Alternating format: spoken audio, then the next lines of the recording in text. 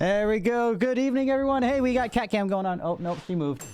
She moved. You guys had like cat cam going on. Wait for it. Wait for it. Wait for it. Oh, she's chasing her tail now. Good evening, everybody. Welcome back to the show. It is Wednesday. So you know what that means. We are doing Kdog After Dark tonight. Again, everybody, welcome, double host. Thank you guys. As we're getting in, all the hosts, all the love, we appreciate you. I'm going to go ahead and switch it over, start getting us going there. But of course, as you know, I am Kdog57. I am not the main entertainment tonight, though. It is going to be our guests this evening, which are... Wait, hold on. I'm in the wrong profile on my stream deck. Hold on. There we go. All right, now we're good. We're good. Tonight, we have a little random thing. Yeah, I know. Yeah, I know. It's like, wait. Yeah, exactly. Normally they're over there, but we did a thing, so we're trying to keep it solid. Anyways, so tonight, my co-host this evening is going to be Disciple. We've already made the bottom joke a couple times, so I got to find something else to say besides Disciple being my bottom. Yeah, I don't know. But our special guest this evening, I'm a Switch. What can I say? I'm a Switch. You know, I mean, it is what it is. So of course, joined again by Disciple. Special guest this evening is VideoGameDiva, the lovely VideoGameDiva. Everybody wave, say hi. Disciple is grainy as always. He comes and goes. Yeah, I don't know. His Discord is just his Discord doesn't like him. Oh, I didn't unmute you guys. There we go. You guys said hi. That's all that matters. Hi. They were talking before the show started. I was like, hey, you know, you guys can talk. Yeah. It's always something. Hey, you know. Technical difficulties. Exactly. If there weren't technical difficulties, then it wouldn't be a CAD show, right? All right. So, like I said, this week we are joined by Diva. Hi. She actually says hi back now. She got her drink. She's good to go. Diva, of course, if you don't know, is a... Hi, kitty. Is a goddess at Animal Crossing right now. That is... Or Animal Crossing. Yeah. Hey. Relax. I'm doing a show. Hi, guys. Everybody say hi to K-Cat. Hi, K-Cat. Hi, Kit. All right, she's done. All right, anyways, so Animal Crossing is life right now. I feel like, yeah, hit Disciple. Literally my second life right now. That's honestly why I kind of like, I didn't like take a step away from it, but I kind of did. And like, I still like, I bought my turnips and everything else, but also, you know, Valorant has taken over my second life right now. So there's not much else besides that. Yeah, I didn't get the code for that yet. So, well, you got to make sure. Valorant is life. Yes, Valorant is. I've learned. Believe me, it's fine. I'm meant to be on Animal Crossing right now. Yeah. No, it's a good thing. It's definitely a, we'll talk more about it as it goes on. It's definitely a nice, what's a nice way of putting it without making it sound like too bad. It's a nice, pleasant escape. Let's just leave it at that. You know, you fish a lot, but we'll be talking more about that later. You fish a lot. Yeah, exactly. Yeah. I mean, it's true. You do a lot of fishing. But besides that, of course, VideoGameDiva, we'll talk a little, ask her a couple things, talk a little about her, then we'll get into the show, same like we always do, guys. Again, if you are really in my way right now. She has been wanting attention for like the last like 20 minutes because she's like, oh, I know you're about to like go live. Hi, I want your attention. When you start talking, my cat does the same thing. Mm-hmm. She's like, oh, you're like, hey, your computer working, and then you start talking. Your cat's like, oh, we're awake now. Yeah. Now we're allowed to do things. Oh, again, guys. Why? Oh, yeah. Come on, stream deck. All right, yeah. Lay down. Be happy, kitty. Again, as we're doing the show, we do appreciate you guys. All the follows, the hosts, all the way around. Of course, make sure if you haven't, you're showing love to everybody that's here. If we don't respond to you right away in chat, I always do like to precursor this. If we don't respond to you right away, we still love you. It's not that we're ignoring you. We are just kind of talking amongst ourselves and touching base with chat at the same time. So if we do miss anything important or go over anything that we might miss, you can definitely hit up the Discord. There is that section in the Discord, so that way we can go back and touch on it at the end of the show. And, you know, give it due diligence if we missed over or glossed over something that you want a little more clarification, or just something that maybe we didn't talk about and that you were like, hey, this happened this week. Why didn't you talk about it? And you know what? I have a bunch of news websites that I go over. Maybe I miss something sometimes, guys. All right. It's allowed. I'm allowed to miss something once a week. All right. You're supposed to be perfect. I know. I trust me. I think that about myself all the time. I mean, do you always get second place ribbons? I mean, what's up with that? You know, well. Are you though? What can you? Yeah. I haven't had enough. There's so many comments I wanted to make right there. I wanted to make my normal like ex-fiance joke. I wanted to make like normally I come first joke. Like there were so many jokes, so many ways I could have gone with that joke, and I just didn't know which way to go. I didn't know which way to go. It's too. I'm just opening the bottle of wine now, guys. I'll figure out what kind of mood I'm in as we go along tonight. We'll see which one we go. But without further ado, as I pour this wine, Diva, obviously Animal Crossing. We know you. I think you and JoJo really are the top people on Animal Crossing right now. I mean, is there really? That's who I see. Yeah. That's who I see. There's some other top streamers that normally hold the top of every category when they stream. Yeah, but are like partners that don't normally hold the top of categories. JoJo and I have been up there almost every night. Yeah, you guys are like the two Animal Crossing people. But besides that, of course, I know you used to do a little bit of DBD. What else? What else? I do special effects and makeup. I do ventriloquism. I was gonna mention that if you did. I'm pretty sure she's gonna mention it, but there is like a thing, right? So what's the name? What's the name? So this is Munch. So I always like to sing, and I used to try to talk with my mouth closed, but when I used to try it, so like I didn't know how to do it, and then I watched Darcy Lynn. A couple of my people in my community are like, watch Darcy Lynn. I'm like, oh yeah, I've seen her. And I started to watch her and some Jeff Dunham videos, literally live on stream one time. And I like noticed she smiles like this when she sings and talks. And I'm like, well, I can do that. And it's just like they told me to put a friend, because we don't use the P word here, on my dream gifts wish list. And I got gifted Munch. Aww. And then the ventriloquism was birthed essentially, and I am technically the only and first ventriloquist on Mixer, which was really awesome way to start out on Mixer. It super set me apart right at the beginning when I came over from Twitch. Yeah, and then I got into the makeup and special effects back in like September, October, and that was something that I'd never done before, and I'm self-taught in. Basically, I'm just kind of like a Renaissance woman. I get really bored and I like to just mix it up and try different things. And yeah, I'm community oriented as well, like most of us are, but I love multiplayer games. There are very little single player games that you will see me play. So hi PT, I love you. PT, one of my biggest inspirations in the creative community, and good friends, another mother here on the platform, which is, something else, being able to connect with people who are, of similar backgrounds. That's why I liked getting into streaming in the first place. Finding others. I had no idea what I was getting into when I first started streaming 2 years ago.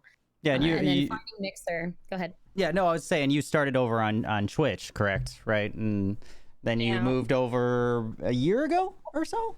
Wait, when, August. So, I just kind of hit rock bottom. I had a lot of amazing moments on Twitch, but when it came to some of the communities I was in, there just were some people who were in it for the wrong reasons, and I'm a very kind and giving person, and I started to get kind of taken advantage of.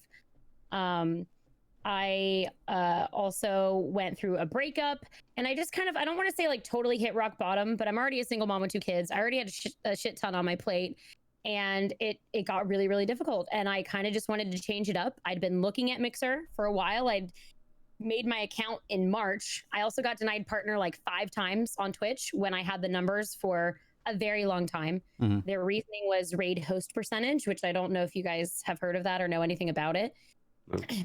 It essentially keeps bigger streamers like Tim the Chatman from raiding somebody and then them having a high average and then applying for partner and expecting to get partner. Gotcha. Because it's your average. But my average was consistently over the 75 viewer requirement for a year. I was on there a year and a half. And almost my entire time. If you looked even from when I started Twitch, which I started on my PlayStation 4 with a PlayStation 4 camera, I was able to start full-time streaming 6 months into Twitch. Quit my day job, stayed at home with the kid. So it's a little different than, other people who go full-time, because I'm saving money on daycare. I'm the provider for my children, but then I stream at night when they're at school. So yeah, I needed a change. I wasn't happy with the dynamic on Twitch at the time. There was a lot of negativity in the communities that I was in. And this is not a slam on Twitch at all. I'm very, very thankful that I got my start on Twitch, that I even I'd heard about it for a long time. I've actually used to go by the VideoGameDiva. I'd been on the radio, I'd done blogs, I'd done video game reviews, and I've had this persona for over 6 years and didn't even really get into it fully until 2 years ago. And so then I've been on Mixer since August, and I applied for partner after 12 days on Mixer and got it on my first try. Nice. Dang. So I had 2,000 followers 12 before the 12 days in, and I was able to apply on the 12th day because of the requirements. You have to have streamed for 12 days, a certain amount of hours, had been on the platform for 2 months, all of those things. So Wow. it's been like a whirlwind, and I just passed 10,000 followers. Congrats. Since starting Animal Crossing, I've gained almost 3,000 followers in a month. Wow. So it's been a little insane. There's been definitely lows and highs, like there's always going to be, but Mixer has mostly been highs for me. And I think a big proponent to that is when I came over, I started setting better boundaries for myself. I'm a loving person. I love everyone and I want to make all these friends. But one thing I promised myself was coming over to Mixer, I wasn't going to let everyone in immediately. I was going to take my time to get to know people.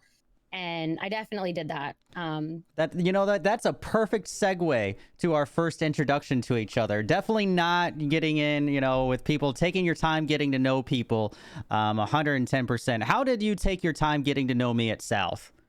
Are we really? Because not everybody's heard this story, and this is a great story. And especially since you just said you take your time to, get to know people. About within streaming and on streaming on the platform. Anyway, so basically at PAX South, I don't get out very much. I'm a single mom with 2 kids, okay? And things are going really, really good for me. And I was happy to be out of the house and to be finally meeting people from Mixer. And literally the bar was just packed with so many people. And I'm a loving person, like I said. She's a very loving person. I want to hug everyone and I want to love everyone.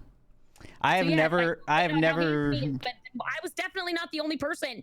Oh yeah, no, I know. I just always find it funny that was like my very first time meeting Diva and all that. I have never been called pretty or handsome more in my life, and just had somebody touch my face like, "You're handsome." Oh yeah.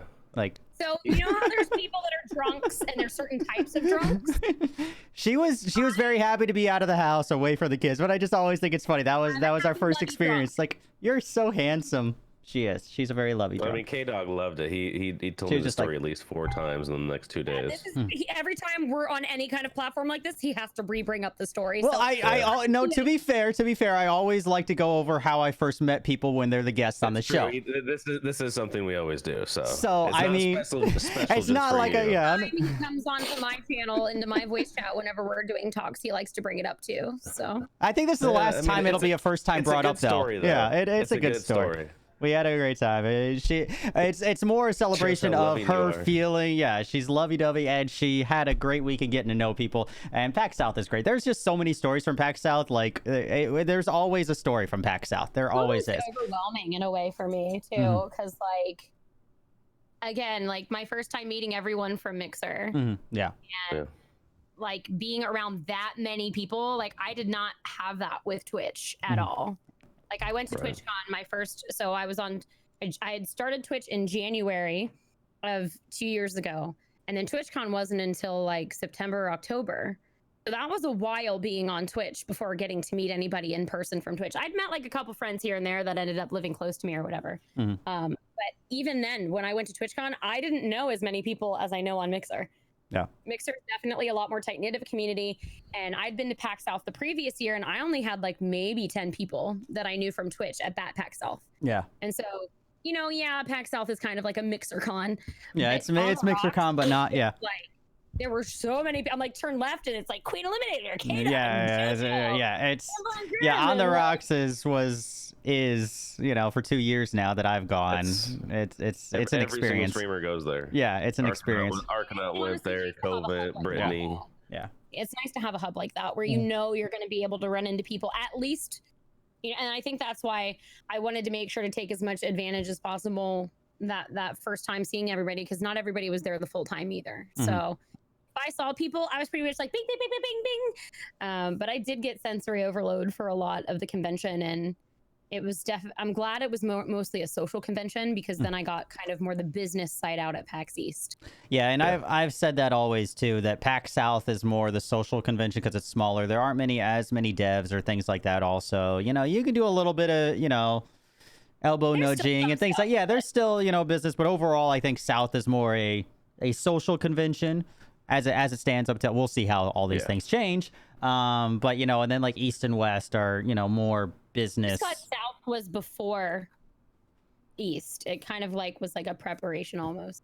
And then I got a media pass for each East, which was my first time ever having a media pass to any convention. I know I would have been so overwhelmed if I had only gone to like West last year. If I hadn't gone to South beforehand, at least like when I got to West, it's like, okay, I know how it kind of is. Even though it's a lot smaller, I knew the vibe. I knew how to, you know, go through like how to talk to these, you know, what companies, you know, how it's set up, you know, all of that. And then also to balance the nightlife. And also coming into South this year, I knew better than to, you know, everybody dragging that first Friday at South because everybody is super hungover. Introducing myself to people. Yeah. They're like, Diva, we met last night. I was like, oh.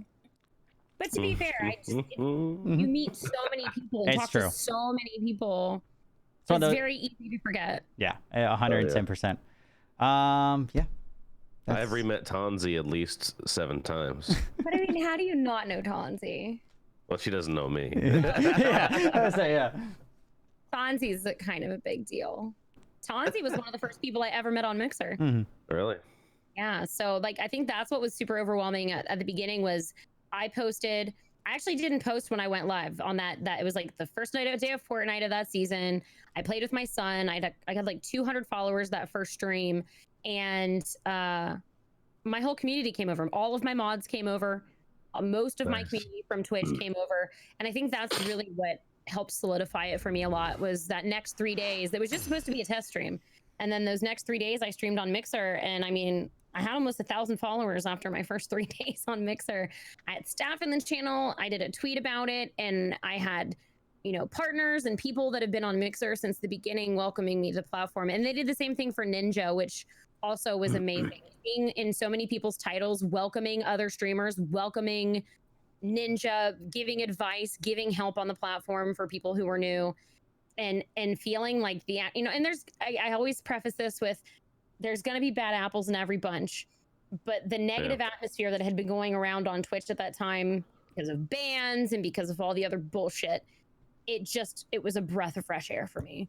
And I'm down for having serious talks and deep, real conversations, but I'm a mostly positive person, and I try to create a positive, welcoming environment for my community.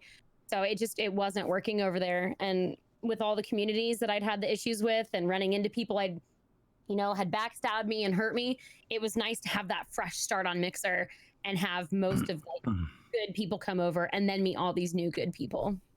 Your story just makes mine seem so insignificant with me just randomly pressing go live on Xbox one day. No, I know. No, I'm just giving you a hard time. No, that's really awesome. My story on Twitch was kind of that for the first couple of months. I mean, I don't have the stories where people got affiliate in a week. I mean, it took me a month to get affiliate on Twitch, which is still pretty quick.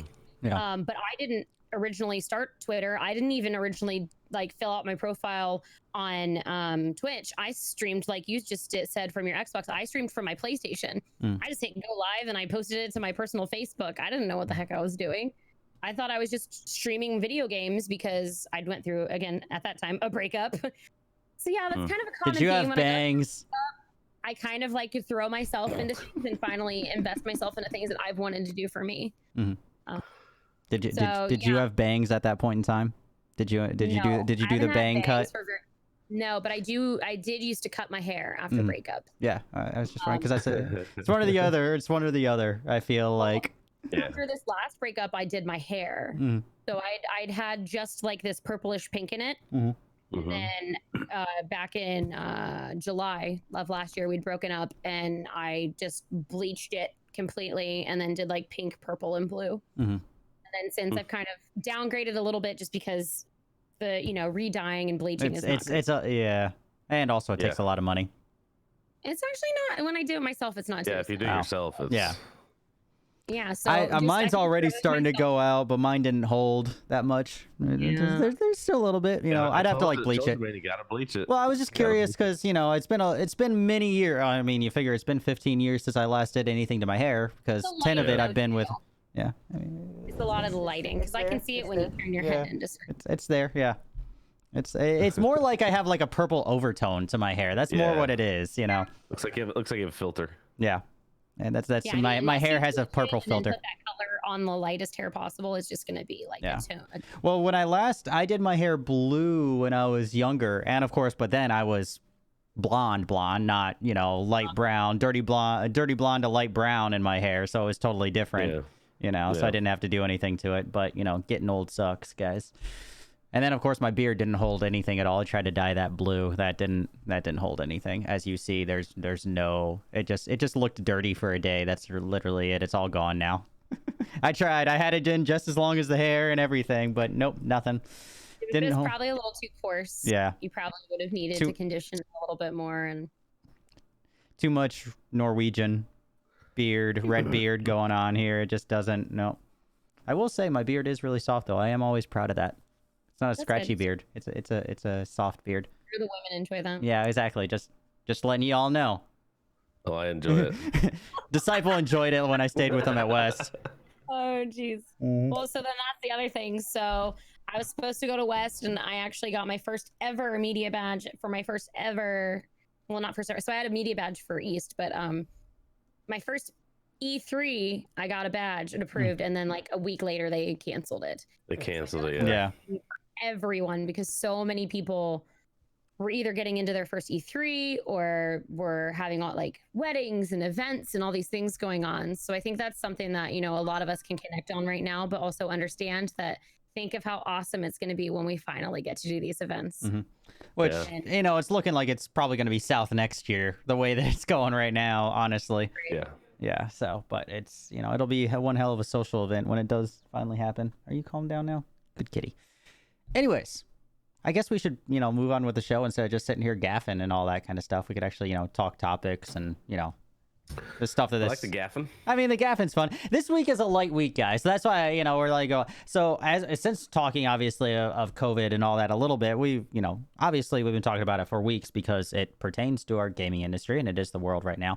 But even, I don't know if you guys have noticed watching the show, but even like me doing articles and finding things in the news and everything like that, the amount of information that I have to pick from over the last couple weeks has significantly gone down, as opposed to like when we first started the show, I was like having to pick and choose what to talk about and you know, okay, what's the biggest things and cut this out. Now I'm like pulling up like, all right, what is like some random nonsense indie developer from 2003 doing now, you know, something like that. Like it's definitely an effect. A lot of them canceled. Like we would have had things to talk about from conventions. We would have had because we've talked about, you know, but GCX, things like that have shut down. I am going to talk about a couple things from Sony and things like that. But yeah, so many of the GDC, all the developers from that, you know, GDC getting canceled, which luckily we've talked about, you know, they have that online thing at the end of August now, but it's not the same. A lot of those developers, and there's so much that we would have been talking about, you know, these weeks if all this hadn't changed. And that's even going to come up in a couple of things here. But without further ado, we'll get on to news for those of you guys that are new. Of course, kind of do all the news things first and then the more game things. They kind of blend together a little bit this week. But overall, starting off, if you did not see, Monday night, Nintendo actually dropped a 10.0 firmware update that allows now for you to 100% remap your Joy-Con and Nintendo Switch controls, which as somebody who constantly gets annoyed when I don't console game anymore as much, but when I would be playing on the Switch and then I would go on Xbox and B and X or, you know, B and A are swapped, it would drive me fucking nuts. And I get used to like hitting B for, you know, select essentially, and then I have to go back to this, you know, and then you like go back. So it's really awesome that now with this 10.0 update, you are able to remap. Joy-Cons, and it's at a system level, so it doesn't matter the game-wise or anything like that. A lot of this also is really good for the orientation, because since one of the things with the Switch is that the Joy-Cons, you can use them individually as game controllers, as we all know, so you can actually now even change the orientation of the analog sticks as you're using them. So say you're, playing, Mario Kart or something like that, and if you want to hold it the other way, upside down, you can change it so that way it feels more comfortable in your hand if you want left to be left that way. You don't have to hold it like a specific way. You can even change the orientation of that. You can save up to 5 different button layouts as presets, switch in between them just in the system menu. It doesn't work on third-party controllers or the old retro controllers that they released, the GameCube controllers, etc., unfortunately. But I think it's kind of cool that also it allows, I think, it's nowhere as extensive as the what is the Xbox like gamepad that allows the accessibility one. Yeah. I can't remember it's not like as much of that, but I mean, I think this is a good step for a Switch that is about inclusion, like simple things like that maybe, remapping this makes it easier for you, in some way, shape, or form. It's a step towards that direction. Just simple remapping and things like that. Or if you just want to be greedy like me and not have to hit B or A because you're used to Xbox and get annoyed, that works too. The other thing that they did drop with that is that you can now also transfer downloaded game files between system memory and the SD card, so you can kind of organize, because the Switch does not have a lot of internal memory, as we all know. But you can kind of organize your saved game files now in between SD and hard drive. And I guess you couldn't do that before. Didn't realize you couldn't do that before, but I guess now you can. So that's good.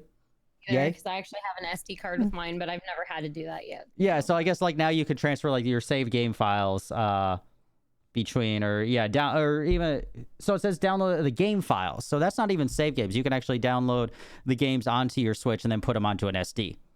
Actually, it didn't say save game files. It says downloaded game files. So theoretically, you could put Zelda or whatever on an SD now and then transfer it back when you want, rather than having to re-download it, according to this update. With the 10.0 update, from what I read. At least that's I copied down the wording of it, so that's what I read by the wording of it on my notes. I would assume that's how it works. I haven't tested it out. It came out Monday, so I don't really have an SD card or something to try it, but I guess, Diva, if you want to try copying Animal Crossing onto an SD for the hell of it, now theoretically you could be able to. Oh yeah, no, I wouldn't. That's your bread and butter right now. Don't copy like Mario Kart. Like fuck with Mario Kart. Yeah. I'm pretty sure I'm almost, if not over 300 hours in the game. Yeah. Yeah. Is that all? Come on. I say it's definitely more than that. Don't even give me that. It's definitely, I would say I have 100 hours in fucking Valorant already. All right. And it's not even. And it's been a week. I want you to know that I'm missing out on seeing a Celeste tonight to be on your show. I appreciate you. Love you long time. 3:35. See, it's not too bad. I mean, it's been out for a month, right? Yeah. Today, so yeah, that's not bad at all. Kdog's put more hours in Valorant. Yeah, I would say if Valorant has been out for a month, I'm at my rate, I'm at over 400 hours, pretty much. 400 to 500 hours is what Kdog would be at. Yeah. I mean, I'm also a single mother. Exactly. Yeah. So yeah, you have that. Yeah. You can't pull a 27-hour stream just because of the hell of it, Which I still don't like. I wasn't tired. 15-hour streams though. Yeah. No, I know. I'm surprised you weren't that tired. Like, yeah, I know. I was just like going. A couple times I dropped down, but I mean, for the most part, I was just like, all right, let's go another round. Like I was just like, all right, let's just keep going. I just was, involved in the game. That's it from Nintendo this week. So definitely, guys, if you have not, update your Switch, get the update out there for you, and then remap to your heart's content. And, you don't have to go back and forth now between the battling of the buttons. On this week's Good Guy, whatever brand company of the week, we kind of have one of these every week, Diva. So I'm going to make a little transition for us. So Good Guy company of the week. Last week it was Mixer because they gave us money. Normally it's Nintendo. Yeah, normally it's Nintendo. Normally, the bad guy of the week, we don't have an official bad guy company of the week segment, but a lot of the times it's normally Sony. A lot of the times. But ironically enough, this week, they're the good guy company of the week. So they actually have released with their Play at Home initiative that they have. Two free games to PS4 owners that they're coming up as of today, the 15th.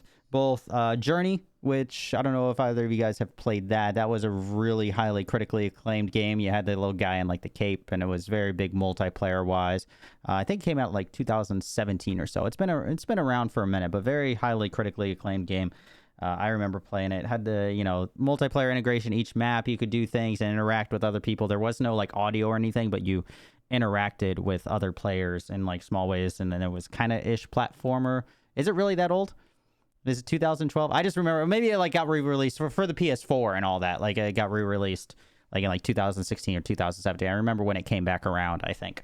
But they released Journey and the whole Uncharted Nathan Drake collection. So the whole fucking thing. So 1 through 4 is free for everybody. Doesn't matter if you have PS Plus, anything at all. Ported to PlayStation 4 July 2015.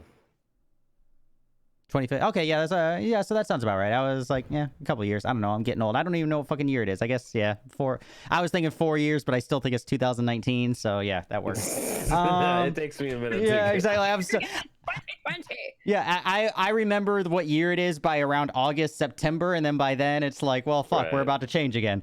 So yeah, so both of those are on there along with the PS Plus game. So still, if you do have PlayStation Plus, they're Xbox Live, essentially, for those of you guys that don't know. Xbox Live Gold, same thing.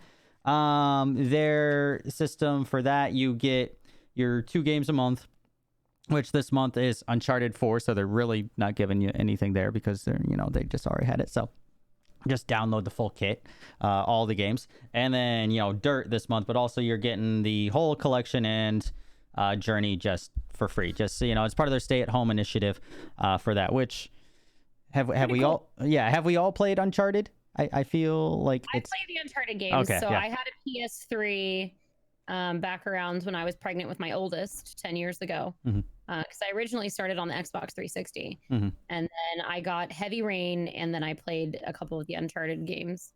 But then when the Xbox One and the PS4 were coming out, I went with PS4 because it was $100 cheaper. Because the Xbox One, you had to at that time get the video, the Kinect. The Kinect. Yep. And I traded into GameStop because they had this really cool like deal at the time where if you traded in a certain amount of games, you got credit at the store. It was like 3, 5, and 7. And I had just gotten laid off at a video game store. They went out of business while I was pregnant. And the boss felt really bad. So he gave me all the top games and all these games for like a really low discounted price, which was basically free. So I traded all of my games and my Wii and my PlayStation 3 in, and I essentially got the PlayStation 4 for free. Nice. Nice. Why that kind of started me on my journey with PlayStation, because I missed Xbox. All my friends were on Xbox. So I'm not loyal to any kind of console or platform. I just love video games, and I love playing with people. So now it's the really nice thing about all of this is I have all the consoles. And so I play with all my friends. Yeah, exactly. Now you get to play with everyone. That's the main reason I got the PS4. Yeah. I mean, all of us have all the consoles as far as I know. Yeah. I mean, I prefer PC gaming though. I wish I knew sooner. Like, I know it's like, there's a reason things happen on the timeline that they happen and everything. And it's probably better that I got into streaming when I did, like confidence wise and X wise and where I was in my life wise. But man, like for how long ago I knew about streaming, but didn't know what it was about. It's really interesting to think about where I would have been, or like, for any of us, if we'd like. Oh, I bitch at my mother all the time. Earlier. I bitch at my mother all the time for not letting me go into like esports and all this other kind of stuff. Because I had a friend who was doing that stuff when I was younger, like back when it was like first starting, like we have Valorant now, back when CS Source, like Half-Life 1 and like all that, like late 90s, I would have gotten into this. It's like, I always picture, she's like, no, whatever, wouldn't let me do any of this shit. And I'm like, you realize how big I theoretically could be right now if I had gotten into this 15 fucking years ago? I lived in LA. 20 years ago. At IGN. Yeah. Like I knew Jessica Chobot. I knew people like in the industry. Chobot. I was so young. Jessica Chobot. Can you introduce me? Can you introduce? I don't know her that well anymore. I don't even know if she'd remember me. I only knew her for a little bit. So but I knew it's an in. God damn it! I know a bunch of random people. I love meeting people. That's one of my favorite things is connecting people. And I wanted to be on G4. I wanted to be a talk show host. My background is radio and TV and journalism, but I refuse to do the news because I'm an emotional person. And if I have to report on any kind of depressing news, I will cry. So I originally wanted to do entertainment news, but I honestly, a lot of entertainment news I can't stand either. I don't want to talk about the Kardashians. I don't want to talk about... Well, that's what this show ideally, like in my head, I kind of model, even though it's like a web show, but in the long run, like I model this after being in my head like Attack of the Show, except on stream. Like that's what I want this to be. Like we talk tech shit, we talk this and all that, but then like we're all gamers, but that's, we're gonna talk all gaming, streaming stuff and all. Like in my head, this is Attack of the Show, just as well as I can recreate it, while we sit here and talk. That's the amazing thing that I keep trying to tell all creators is we have this platform that we can do almost anything with. Like your creativity is your limit with this platform, and we have the ability to reach so many people. Is why that thing I got to do earlier with anxiety was really cool, because I care a lot about mental health and uplifting people and bringing people together. And Mixer is just, I feel like sometimes I'm just like this huge cheerleader for Mixer, but I'm like a super passionate person. And honestly, in my experience so far, Mixer has been amazing and it's literally changed my life. And I wouldn't be where I'm at right now getting to do the things I'm doing without Mixer. And, it shows that the effort that you put in, the passion that you put in, you get it back out. Yeah, and 110%. Stop caring as much about others and you surround yourself around the right people. That's when shit can really start to happen for you. Yeah, I agree. 110%. It's true. Love it. Sorry, I'm in like preach, this, sister. Like, I know. She's like, no, it's because she just got it's okay. Well, have another drink, then you'll still be even more lovey-dovey. Just like, I mean, you were a part of the Valentine's Day VOD that I ended up having to delete. So sorry, not sorry. No, it wasn't your fault. I had to delete it because of a stupid ex that. Anyway. Anywho, moving right along. Also with that PlayStation that we were talking about with their stay-at-home initiative, one of the things that is really cool, the main reason, they're releasing games, which, is cool. That's nice of them. But I mean, a lot of companies have kind of done that. That's not what makes them the good guy company of the week. Honestly, what it is they have... there's not as much information. More is info available, will be soon. But they have started a $10 million fund to help independent game development. So they did establish this. They haven't released much information yet, I think, because they're trying to figure out exactly how press release-wise. But with this stay-at-home initiative, that's the main backing of it, is that they have put together a $10 million fund for independent game developer or independent game companies and development. So that's the main side. There's not as much more information on that right now. When I see some more, hopefully by next web show, maybe by next week, I'll be able to talk a little bit more about it. But right now, that's all there is, that they have put this together. And that's really it. But I mean, that's, it's a start. They have free games and they put together a bunch of, a bunch of money for people, which like we talked about the GDC fund and all that, which, of course, when we had that up, I bought those bundles, all, for independent game developers, all that. Because for our industry, they're probably the ones that are hurting the most right now, is those smaller game companies that, with GDC being canceled, all these conventions, they have been saving up all this money and trying to work to get their game out. And now they're roadblocked, and now all this is going on. And it's... like we talked with GDC, a lot of these smaller companies were all of their business money and loans were going to making this demo and getting it to GDC and having somebody, back them ideally. And now that isn't happening. So now they're probably not going to be able to make their game because they had all this money put in this demo and now, they're not able to show it. Are shutting down or postponing. Yeah, exactly. So this is what makes... what's that one indie group that is normally at the conventions? I don't know. There's so many. No, like the big indie area. It's like a big indie. I should have written it down because there was an article. They're like postponing their indie stuff now because of it. Well, I'm going to talk a little bit about. So you could be talking about like Tiny Build. Tiny Build has a lot of indie stuff. Tiny Build. The Tiny Build is one of them has a lot of their stuff. Daedalic was another one that is a game publisher that has a lot of indie companies underneath them. I'm just trying to think of the bigger ones that may have been at like South, if that's what you're referencing. It was just, I thought it was the name of what that indie area was called. Oh, Like, Yeah, I know what she's talking about. I can't remember. I don't the name, remember. though. I don't know what she's talking about. So, but that's Oh, why I yeah. have a co-host, because I don't know everything, guys. I drink and I know things, but I have not drunk enough yet. I think it's just called Indie Showcase. I think it is called the Indie Showcase, right? Oh, come here. Oh, good girl. Ah, puppy. Oh Hi, my puppy. God, look, you got a bun. You put it in a bun. Yeah, she got a little bun. Put it in a bun. I just noticed that shirt you're wearing there, D. Hold on, wait. Yeah. Hold on. Yeah, he's repping Kdog. Yeah, he's repping the Kdog. Hold on, wait. Let's see. There You it know is. it, There it bro. is. There it is. Good girl. Ooh. Get rid of it. I'm gonna get rid of your tags. That way everybody Yeah, can there see you my go. merch That shirt. looks No. No. But yeah, PlayStation. Good guy company of the week. Normally bad guy company because they make a lot of bad choices. Sony does, in my opinion. But good guy company of the week this week. Sony for putting together that fund. Ideally, when I have a little bit more information, we'll talk about that, of course, for sure when it comes up on the show. Yeah, in the near future. Indie Mega. Yeah. They're closing its booth due to COVID. They're on an indefinite hiatus, and we'll be holding a going away for now sale on Steam in May. Nice. And all those sales, honestly, I am buying majority of those sales. Like we talked a couple weeks ago about the couple ones, and I had them up in my Discord through GG, and then a couple of the other Humble Bundle did one. All of those I bought into because even if that $10, that $10 helps so many of those game developers, and they're all pooling together, and you get so much value out of it. Like, and especially me as a variety streamer, although right now all my variety consists of Valorant.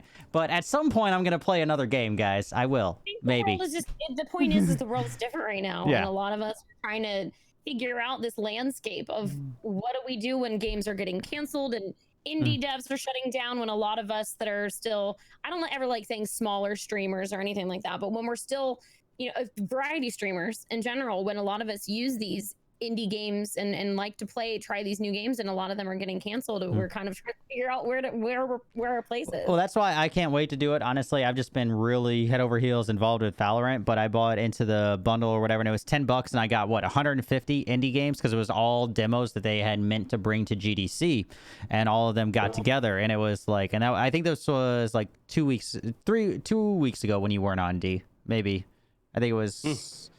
So we talked about it. Talking about Yeah. I came in. I remember you talking about Yeah, it. I think I remember you being in chat. Yeah, because it was I didn't Aaliyah's buy it, birthday. though. It was Aaliyah's birthday, so that was what, 2 weeks ago or 3 weeks Yeah. ago.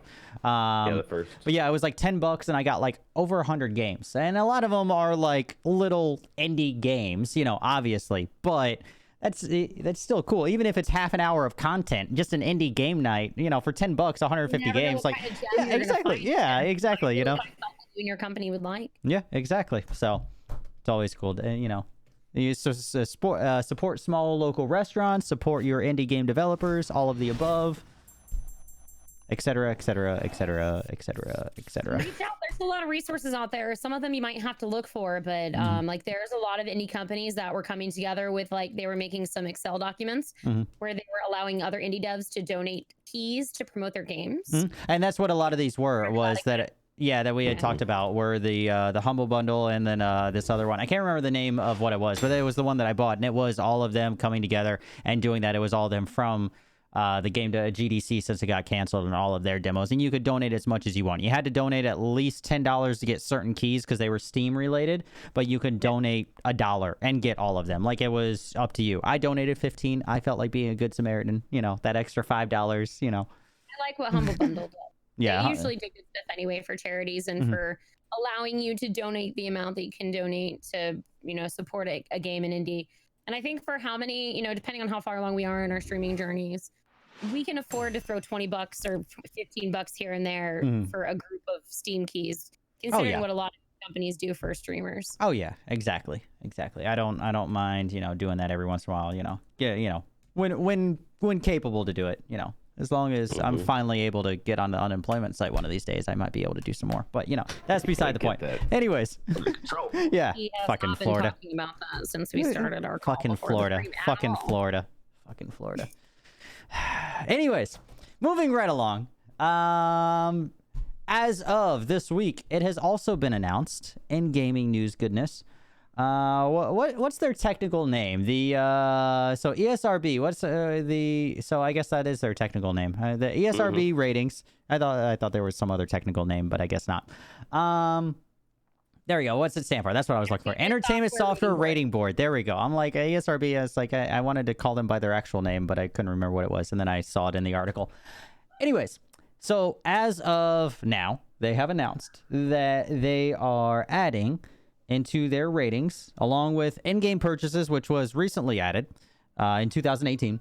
They are now adding in a little subsection, kind of like when you have, like, you know, for partial nudity or whatever, or adult content, whatever, and a little like sub things, why this is PG-13. They are now also adding includes random items, which is going to be assigned to all games that include purchases with any randomized elements, including loot boxes, gacha games, don't know what the fuck those are, item or card packs, prize wheels, treasure chests, and more. This is officially, I'm reading what they have in their announcement. Games that have the in-game purchases includes random items. Notice may also include other non-randomized paid elements. So what that means is that any of these games that have loot boxes, which a lot of them have steered less away from, like, they're there, but they're not as bad as they were like a year and a half ago when all this really went down, or what, 2 years ago with like Battlefront, or it was Star Wars Battlefront. That was like the peak point where a lot of this came up. That was when it was like really, really bad. And you know, ESRB has neglected to call it like in-game gambling, even though a lot of governments around the world have labeled it as gambling. Yeah, they have, but ESRB has not. Yeah, country. Yeah. I think Germany was one of those that wasn't it sports games? Wasn't it specifically certain? I'm not going to call out companies, but wasn't it a specific company? Yeah. Oh yeah. No, it was definitely 110%. They're normally bad guy company also. We're talking about. So by the way, a gacha game is there are video games that adapt and virtualize the gacha capsule toy vending machine mechanic. In the monetization of video games, it's similar to loot box. So okay. A lot of them, it's saying like Five Nights at Freddy's, Epic 7. I don't know. It's showing a bunch of random... so it's similar to loot. I figured that it was like something similar to loot box. So pretty much, and so as this article like reads down, the reason that they're wording it the way that they are, which I think they could do a better job even of what they have done with wording it. But the in-game purchases, they don't want to call it loot boxes. They don't want to say like in the parentheses this game has loot boxes, because they realized after doing a lot of their research that a lot of parents, that if you're not a gamer, you don't know what the fuck a loot box is. So you're just like, okay, little Timmy's gonna buy something in the game, whatever. You don't know what a loot box is. So they worded it as randomized purchase, or includes random items for any game purchase. I think they could have done even a little better than that, because even that, if you're worried about parents who aren't gamers not knowing what their kids are buying, I feel like in-game purchase includes random items still is kind of like half-assing the fact of saying, hey, little Timmy might not get the, you know, skin that he wants for another $200. I don't know. I feel like it's a personally, like, I had to teach my kids about freaking, they ask me all the time, number one for V-Bucks, but number two, like my youngest is starting to get into a lot of the tablet games that are time-based. So you have to like spend the money. You can like fast forward the game, or you can like get extra in the game if you spend the money. So I'm having to start to teach my 6-year-old about these games, because I'm like, dude, the games are free, but if you want to advance it, or you want to like have like a advantage, you have to pay for it. And I'm like, I will not, I refuse. Yeah. It's like, well, you're using V-Bucks. I'm like, okay, and but I just think their wording of this, and I get what they're saying. I like that they didn't put includes loot boxes on the ESRB, because if you're a parent, you know, you don't know what a loot box is. If you're not a gamer, I get that. I've answered so many questions on my personal Facebook from, you know, moms and all that trying to buy something for their son, and they're like, what is this?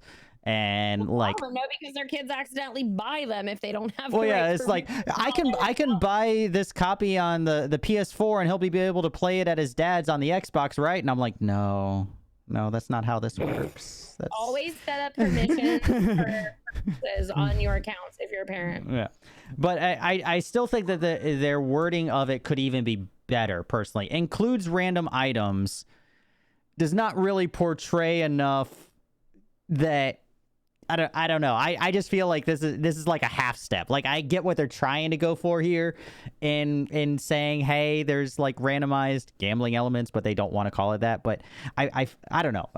What do you guys think? I feel like it's like a half step. I don't think they're saying gambling can misconstrue and be confusing because parents aren't gonna saying gambling, it goes straight to casino. Yeah, they're gonna think that. Yeah, 100 to. Yeah, I'm not saying call it gambling, but I think like my kid's not playing a gambling game when I don't care. Yeah, but includes random items.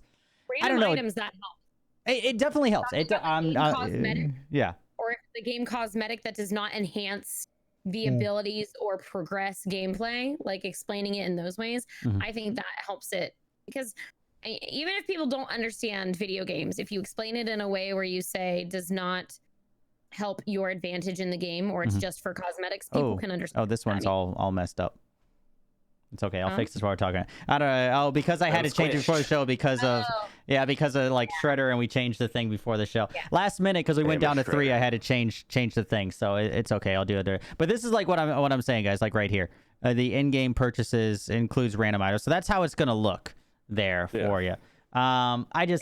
Which is good. You know, it says in-game purchase includes randoms. I mean, that helps. It definitely helps. You know, you're not guaranteed to get items or whatever. It's random. Yeah.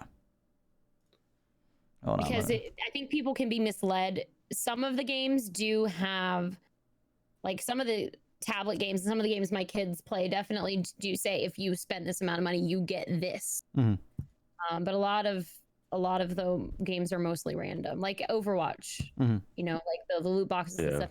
Those are totally random. Apex. So kids could be, you know, like the holiday events and stuff like that. Those are usually, I think, when my kids are most interested in skins and loot boxes and stuff. So having parents understand that their kid might be asking for $15-$20 every couple because they want to get that specific. Fortnite, Apex, they all get me with that crap. I always buy it. I just bought some for Valorant. I get Fortnite a little bit. It helps a little bit because you know what you're getting, but Fortnite is more expensive. Like I'm not paying $20 for one skin. I have $300 worth of skins on Fortnite. You know how much it made my butt pucker to buy that fucking knife skin in fucking Valorant? Yeah, and I bought it just to see if the payment would work. Oh wow. Because Kdog's like, it's not working. Apex. My son wants that stupid knife for Wraith in Apex. Oh yeah. He wants loot. He keeps wanting loot crates, and I'm like, you need to choose like between Fortnite and Apex. He's like a lot of money into Fortnite at this point. God damn it, you were gonna be a Fortnite pro, young man. You were gonna win that money. My original, like Juicy Duck knows. He's from my community. He knows. I started season 2. And I invested a lot of money in that account, and then I started my own. So not only do I have mine, but I have my kids. So literally, I'm kind of unless it's Star Wars or something that is like a Batman. I'm the same. Okay, way. I was gonna say, like, if we want to talk about this right here, it's gonna come up again later, guys, because there are updates about Fortnite, and we talk about games later in the show. But this guy, definitely, who doesn't play Fortnite, also definitely that perfect example of people buying because of certain things. He bought that whole Deadpool pack and played the Battle Pass just because it was Deadpool. You know, I barely played the Battle Pass. I'm kind of at the point where I can't buy Battle Passes anymore because I shouldn't. The Gathering Battle Pass, the previous when the last, now the new one's coming out, and I didn't even play it, but I bought it because of what the theme was. And then I did like, what are some of those other battle royale games? What's the one that's the free one through Epic, where you go around Smite and/or Paladins? Depends. No. Or wait, no, Epic. Dauntless. Yes. So like I got the one for that because it was like on sale, and then I got it for my son. So like I'm kind of at the point where unless my community can like donate it to me, or if I get like donations and my streaming can cover it, I can't do it anymore. Yeah. I'm with you. That's where indie games have really come in for me, or finding a game like Animal Crossing that I'm not spending any money on that. It's great. You're making bank on that. Just Yeah, exactly. I was so involved in Valorant, I forgot to sell my turnips. Like, luckily, Saturday night, I was able to sell them back, and they were like above the price I paid, so at least it was okay. But yeah, I totally missed out on making good money last week because, like, I saw it was like somebody, like, it wasn't you, I think it was JoJo had like 603 one day or something like that. That was me. There was a night the other night. I literally organized. I found out from one of my community members that one of his friends. So I have this whole new community of people just because of Animal Crossing. Yeah. So this one guy, his name's Loxus. He has a couple guys that he knows that streams, and one of the friends that doesn't stream had the price, and his two streamer friends were co-streaming and like promoting like the 603 price. And then they invited me in, and I literally organized like 2 hours worth of queues of 4 people going in at a time to sell their turnips. Oh yeah, I do not doubt it. I got Moonlight Wolf in. I got all these people in, and I was exhausted. I do not doubt it at all. At all. I actually heard the buzz all about that. Like, I heard JoJo talking about it, and it was crazy. Then, it's all right now on I don't understand it. That posted, and I helped Lindsay Wood and Simbi get into one too, because I see people's tweets and I'm like trying to connect. I want to be like the Animal Crossing like Messiah. Drug dealer. I want to help bring everybody together, I guess. Well, I have an idea for you also when we get at the end, because I don't do it like I enjoy it, but I don't see it being as good for me. Like I wouldn't be able to make it work as well as you would, but we'll talk about that when we talk about Animal Crossing at the end. It's coming, guys. It's coming. This is what I do. I get excited and I talk about that's it. fine. That's okay. I drink and I know things, so cheers. Minecraft, moving right along.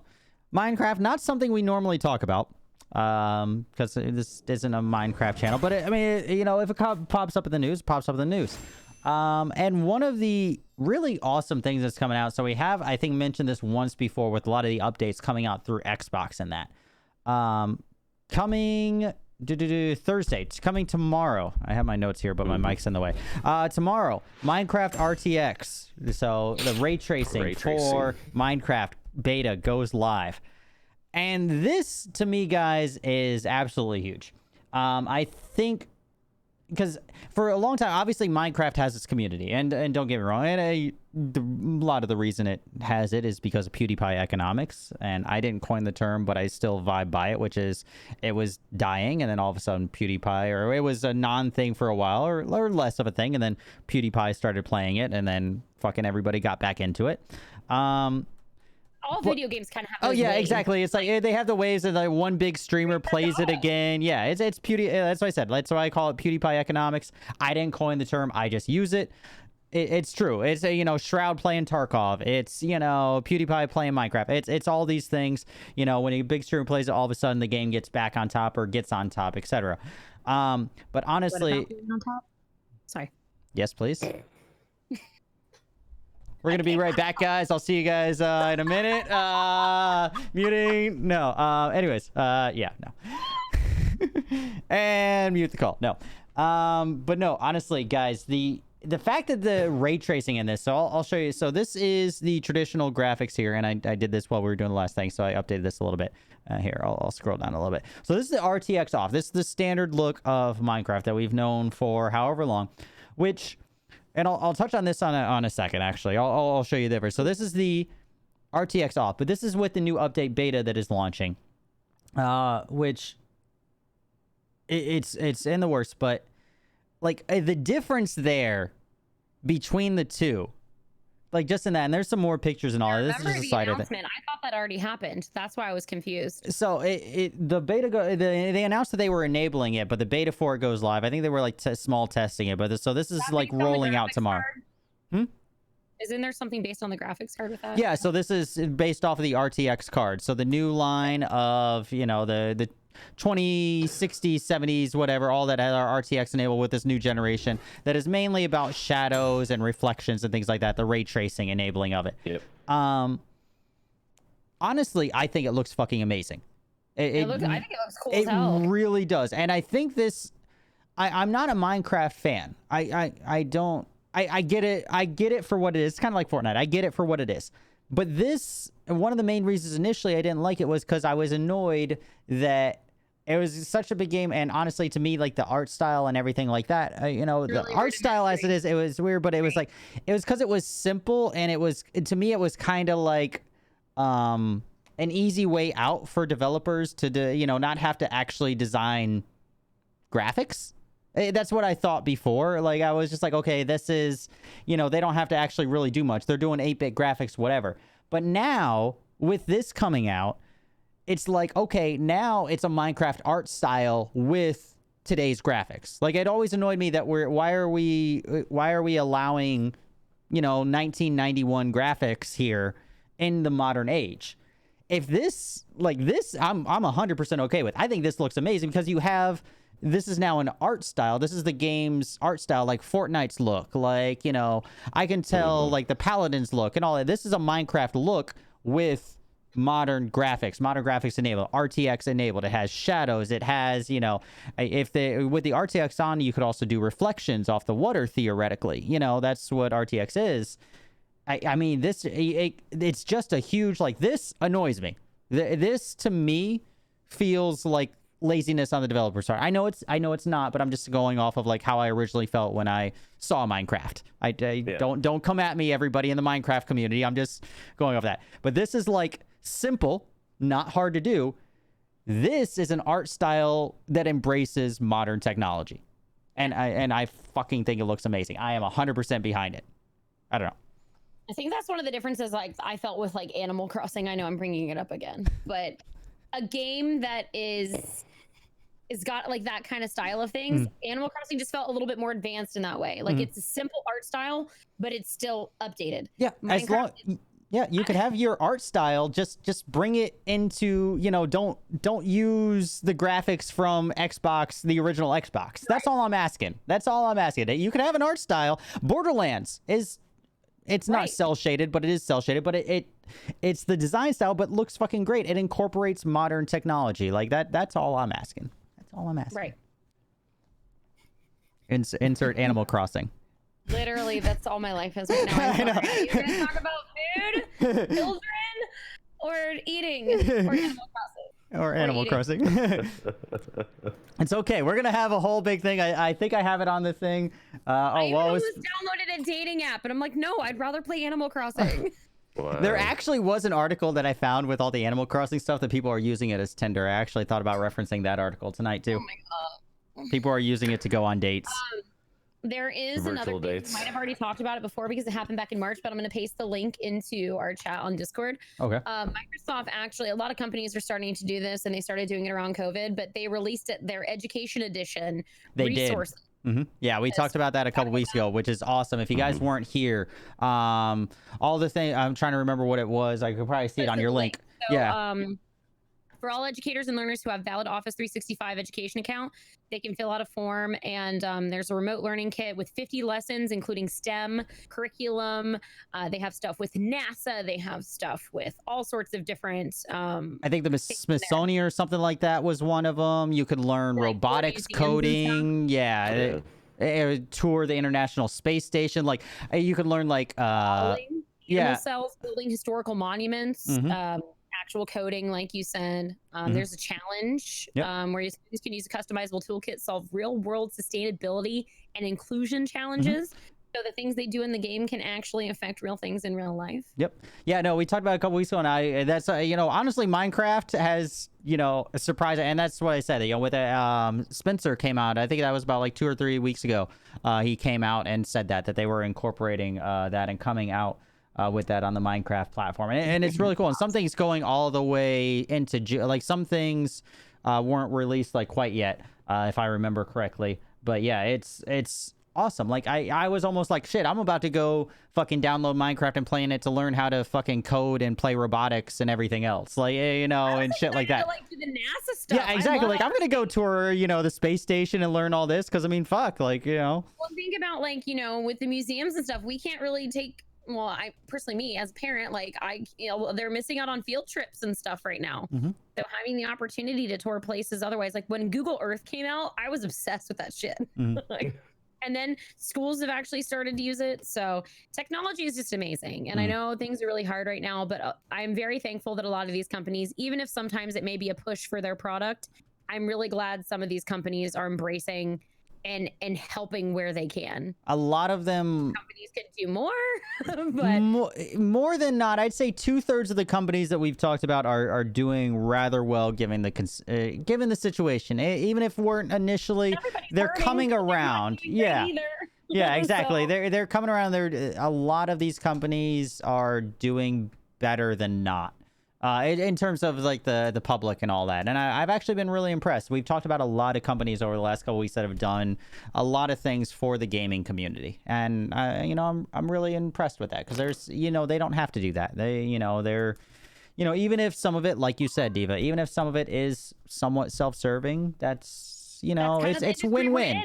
That's how we are as, a lot of people don't understand us as streamers, and they're like, oh, you're like self-promoting, you're doing, which obviously there's a line to it, but you do have to promote yourself. Yeah, at some point, Or you're not going to grow. Yep.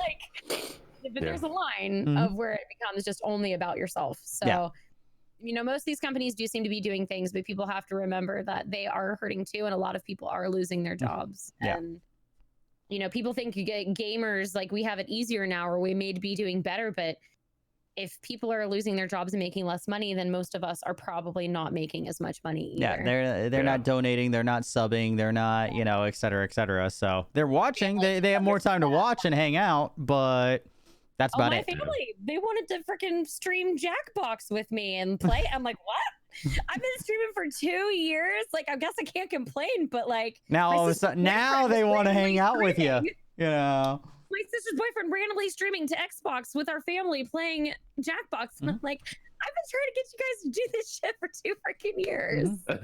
I'm just waiting for the day that like luckily, my mother actually is still working, but she's working from home. But I'm almost half waiting for the day that she comes in randomly into chat and I made my mom an account last week. And like, That's funny. I'm just waiting for it randomly to happen. Diva's mom. So if you ever see Diva's mom, that's my drunk mom probably on Mixer, because that's the only time she'll ever be on Mixer is when she's bored and drunk. Oh, I am so gonna hit on your drunk mom. I am so gonna do it just to see what happens. I'm so gonna do it. Be like, hey, mom. She's a lesbian. Good luck. That's fine. That's fine. I don't need to be in on it. I'm not greedy. Just be like, you're gonna have to call him Papa K. Yeah, exactly. I just want you to call me Daddy. No, I don't want my mom to see. Like, I'm pretty open. Like, I'm a very open person. Obviously, you've been to some of my streams. K Daddy. And I've been pretty open with some things I've said in front of my mom, but she just gets nervous and embarrassed. Like, I tried to watch the L Word with her once, and she's like, I can't watch this with you. A fucking TV That's show. funny. Like, I don't It would be a toss up though in that scenario of who she calls Daddy, either me or Jules. I don't know which one she would, do it more for. What are you talking about? I call so many people Daddy. Every time Jules comes around, it's like, hey, Daddy. I call everybody daddy. What are you talking about? You never- Oh my lord. We just, we turn into this voice and we just. I like it. Who doesn't hire that one girl off the corner that smokes 2 packs a day? And if that voice doesn't turn you on, I don't know what does. That does not turn me on. Kdog is full of shit. Thank you. There we go. Content. I mean, if you want to have Content. the 5 packs a day voice, I can give you There that we go. voice. There we go. That's the one that I love right there. That reminds me of my childhood. Wazowski, this mother, this mother comes in here and he's trying to take my job. And that reminds me of my childhood right there. Sounds like your wife. Oh my god. And my favorite thing is there's a challenge on TikTok. People are having their kids say Mike Wazowski. I'm like, damn it, I don't wish, but I wish I had TikTok when my kids were younger, because there's so many cute baby videos, and I'm like, my kids are boring now. They're not boring. I have a TikTok, but I don't like, all I have it is like I have the name like claimed or whatever, like, which I didn't realize, like I didn't even really have to claim it. It links up to your fucking Instagram, so I didn't even have to really fucking do it.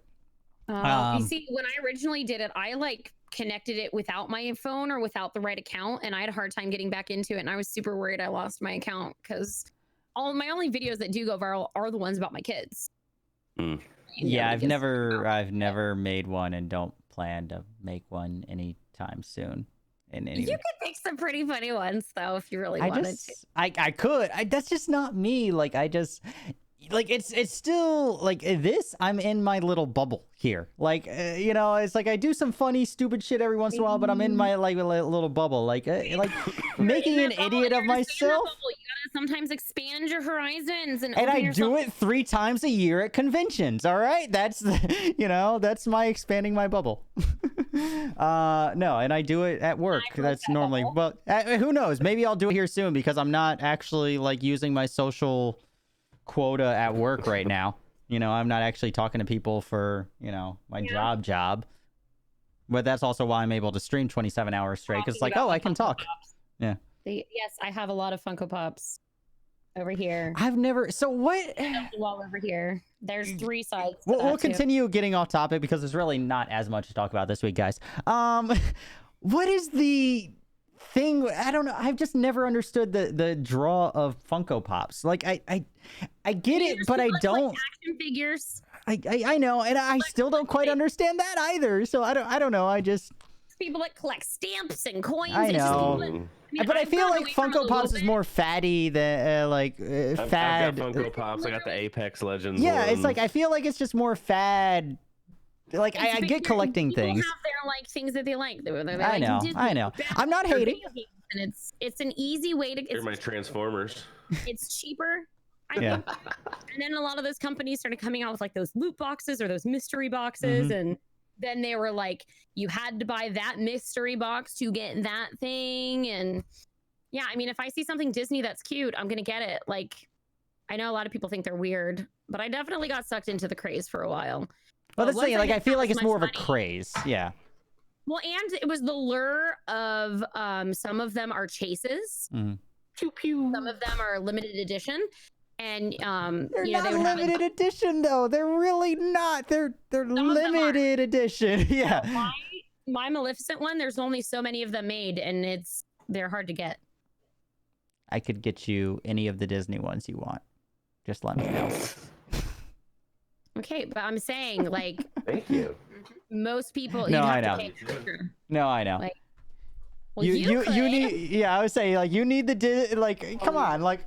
Certain You people know should who I know am, at this right? point. Thank I know you. exactly. We've had this conversation. Like you know, you just talk to K Daddy. Just talk to K Daddy. Well, so basically, when Disney came out with their Disney Treasures one, I bought the whole first year because I knew there would be months. Like the idea with them is that you can cancel the subscription at any time, Mhm. and I knew there'd probably be months I didn't want. But the Maleficent one ended up being like the Halloween one, and it's like an oversized Maleficent like dragon. It's pretty cool. No, I'll show you. there are some cool. I don't know. I mean, personally, I just never really got into the Funko Pop things. I get it, but I don't know. I mean, it's pretty cool. It's like it's a bigger one. But than it's the same the thing. Like everybody just leaves. See me, I want to take all those out of the box. Like I don't. Everybody just leaves them. No, I want to take them out of the box and like do little like scenes with my them. kids take theirs out of the box. Yeah. My kids- Yeah, like I want to make like little fighting scenes out of them and everything. You know. Dude, the sub boxes. I had here's certain one of my sub. other rare ones, my BB-8. This was a Hot Topic exclusive for Black Friday. Ooh, snazzy. So what I would do is I'd buy like 2 Mm-hmm. of like, so I bought 2 of these and then I resold it so I could get another one that I wanted that I was missing for my collection. But then they literally started coming out with way too much, and that's when I stopped getting as into it. That's I think clarifying. That's where I'm like, what? Because literally everything has a fucking Funko Pop like now, and that's kind of like. Too, and when like considering Batman is one of my like main interests and Disney, Mhm. like, there's no way to complete a collection. Like especially a lot of these companies like Hot Topic, Target, Walmart, they have exclusives. But when you have employees of those places and they take the shit off the shelves, Yeah, they even take though it they're and not sell it. supposed Yeah. to, and then you can't get them without paying a premium or like going there all the like. I actually got into a GameStop where I went there pretty often whenever they had like the 3 for whatever or the buy one get one deals. Mhm. That's when I would do it. And that's actually where I got this stand. They were getting rid of their Funko Pop stand and changing their display, and they gave that to me. So Nice. really, besides having like a GameStop or a place I like to go to and interact with the employee, I think a lot of it for people was the hunt of like finding that Funko Pop and getting that rare Funko Pop. And then once it started to like kind of get oversaturated, I lost interest. I think that's my quote unquote issue with it. And I wouldn't say that I have an issue, but that's like I saw it being so oversaturated, and I'm just like, there's literally a Funko Pop for everything. But certain people were like, I gotta have this. Were rare because people took them out of the boxes and people weren't saving them. And honestly, anything in collecting, like I used to be a thrifter. I have a lot of VHSs. If you can't see over here, I have almost all the Disney movies on VHS. Anything, there was that one point in time where people said that all the Disney diamonds were like worth hundreds of thousands of dollars or whatever, and it's mostly bullshit. People were making those just articles where they're like, all the games and collections you had from your childhood that are worth millions now, and like Beanie Babies and all that. Some of them were, but you have to find the right thing at the right time. And most people, if you have your Beanie Baby from 5th grade or 3rd grade, it's going to be either written on or gross, and it's been sitting in your attic or your basement and hasn't been taken care of. And it's also about finding the people that want to buy that item. And now that we've got eBay and all these websites and connecting, it's going to be hard to find that right person who wants to buy that item. So yeah, if you find that person who wants that copy of Little Mermaid in mint condition and you have it, otherwise it's not worth like $500 or whatever people say. Yeah. I get it. I agree. Yeah. Well, and those are cool too. Those Disney cups, people love that, and that's where it really comes back to is the nostalgia. A lot of our childhood and our age groups, like I'm 34, so like a lot of people from my age range, like we are starting to have this nostalgia where we were wanting to play our old Nintendo games and we're wanting to play our old Sega games. I miss the Burger King glasses and all that you would get, like the pint glasses with and then like the spoons. The jelly? Yeah, the jelly. Yeah. So like, but you can go to any thrift shop and like find those for yeah, exactly. Yeah. So I started to do that because I'm like, well, this shit's starting to go like viral, but then it went viral and then everybody was trying to do it. And that's why people price gouge like people are doing right now with the Nintendo Switches or whatever item is the hot item for Christmas. And to an extent, I'll buy like one extra.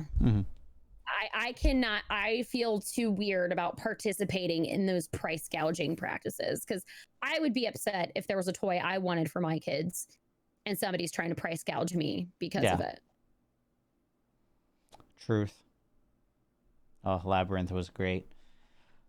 But yeah, there's literally websites for Funko Pops where like certain the Vegeta came out. So like GameStop did like the Black Friday thing.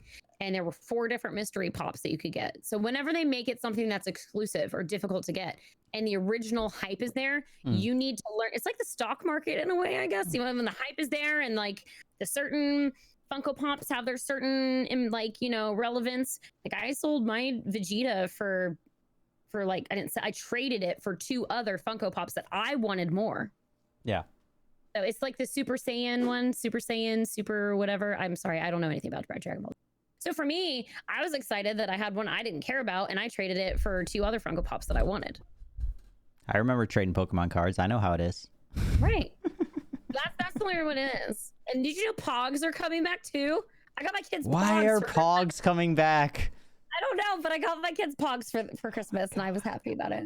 I mean, I used to love my Pogs. I had this really cool like slammer that it was like an 8-ball one, but it had like the almost like flave thing around the outside, like it was like curved wavy around the outside. The old ones or the heavy ones that felt more like a coin. Oh yeah, no, this motherfucker was heavy. I fucking oh dude, this thing was like slamming down a fucking like play Pogs. I tried a couple times, but yeah, I really probably only played Pogs like less than 10 times. So the rest of it was just collecting the motherfuckers. Like I don't know who actually even played Pogs. I don't know that was really a thing, but we all fucking collected them like a motherfucker. It's mostly just trading for the ones that you want. Pretty much, yeah. Yeah, Ryan, like finding out, like I'm trying to remember, I had a gold Power Ranger that was from that. So there was around that time I was really into the Funko Pops and I knew about which ones were popular. I'd studied and I researched and I went around to the different places. It was worth like $100 at one point and then it went down to like 20. The Adam West ones, when Adam West passed away, his like skyrocketed. And I'm sure Stan Lee's, if you have a signed Stan Lee Funko Pop, I'm sure it's worth more. Yeah. Stan Lee's, I'm sure. Went crazy. But Stan Lee also, you could get his autograph pretty easily. They're the ones that were more rare were the ones where you could get the people didn't autograph as often. But a lot of people also started doing that. They'd go to conventions like the Comic Cons, and they would take their Funko Pops with them to have the people sign them. But then once so that way they could other resell them. other people were doing it, then they became oversaturated. Mm-hmm. Yep. It's all about the trend and being on trend. Mm-hmm. Yep. Everybody's gonna make that eBay money. Oh, what's your name? I get exhausted. I To can't, eBay. Yeah. And that's, I think, another like getting oversaturated. Same with like my photography. I have a photography business, and every freaking mom, stay-at-home mom, thinks they're gonna get a studio, and their lawyer husbands buy them these studios. Oh my and god, so many of the girls that I went to high school with that are single moms now are all fucking photographers. My whole Facebook is full of it. I've always wanted to be in film and photography, so it was really like hard for me when they like all these other people had help their photography businesses, and here I am trying to grow it and actually have it be my business. So that's why I like streaming, because it's me. It's 100% me, and I'm not necessarily relying on other people, and it's something that I'm good at and that I'm confident in.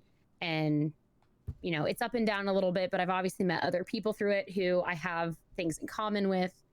So yeah. Great. Welcome back, D. All right. Thank you. Moving right along. I kind of want to go and get a drink. All right, you can go get a drink. Do you want to talk about XCOM at all in any way, shape, or form? I don't know anything about it. All right, there you go. Go get a drink. I figured that's why I was kind of waiting for D, because I knew at least D was just like, there we go. All right. Diva's grabbing another drink. Yeah, so just announced, and I knew nothing about this, so I'm pretty sure it is really just randomly announced from what I'm seeing. Coming April 24th, which is what, you know, next week, end of next week. 9 days. There's a new XCOM coming out, not XCOM 3, so it's not like, you know, a whole new game, but there's a whole new XCOM game coming out. So think of it like an XCOM 2.5, maybe. It's a little bit different. Just a little precursor about it. It's 11 agents, so it's based around 11 agents, all with a unique personality. It's only going to be $10. It is going to go up to $20 on the 1st of May. It seems like more of an experiment add-on kind of thing, like kind of a middle ground. It seems like they might be testing out some ideas maybe for XCOM 3 a little bit, give a little bit more personality to units. But at the same time, I hope that they really don't do too much, because at the same, you know, if you're playing that realism mode where if people die, they die kind of thing, I don't want to lose certain agents, you know, like, yeah, I don't know. First impressions, so this is going to be set 5 years after XCOM 2 is what this is. I have 2 other notes here, but we'll do it after. I do have the video, the release game reveal trailer for it. And this was posted yesterday, so I really think that this is just, you know, spur of the moment kind of thing. They're coming out with it, kind of a surprise, for lack of a better way of putting it. So I have the game reveal trailer here for you. We'll do this. Whoop. Squad, you have the green light. Be advised, multiple hostiles reported. Blue blood, Verge. Confirm position. Confirmed. On my order. Breach! Breach! Breach!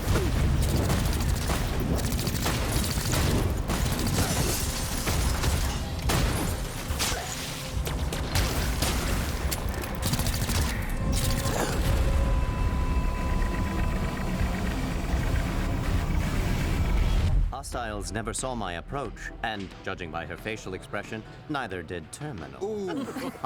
Hey, you startled me. Your ugly mug has that effect on people. That hurts, Terminal. Now you owe me an apology and a thank you. Thank you for what?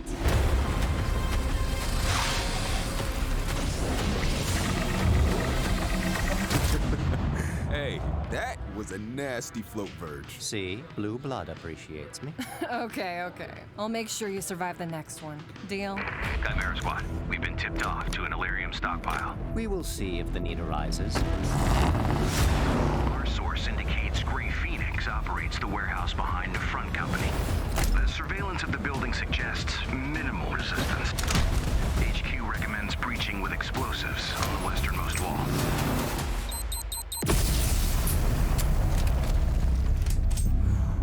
This is way bigger than an Illyrium stockpile. Verge! Contact! Get to cover! You're I supposed to will save not him. hear the end of this, will I? You can thank me once this is over. Yeah, you save before you go in, before that happens, right? Right. Yeah, I like it. So, a little bit more about it.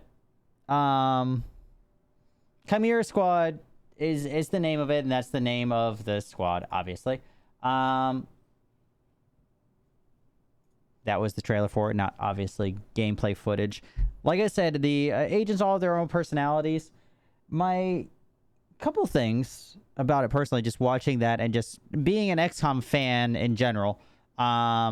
Like Ryan even said, like it feels like they're definitely trying something out, giving a little more personality to agents as is, individual agents. But at the same time, like that almost makes it, I don't know how well that will work for XCOM 3. They'd have to really branch from prior XCOM games to really give personality to individual units, because if you're playing on those harder difficulties, those motherfuckers die real quick. I mean, I have lost and I have been heartbroken when certain when certain agents die. Like, you're going there because those motherfuckers miss a shot that's 99%, way more often than 99% should miss, and then they get shot from 10% in cover and all that, and they're dead.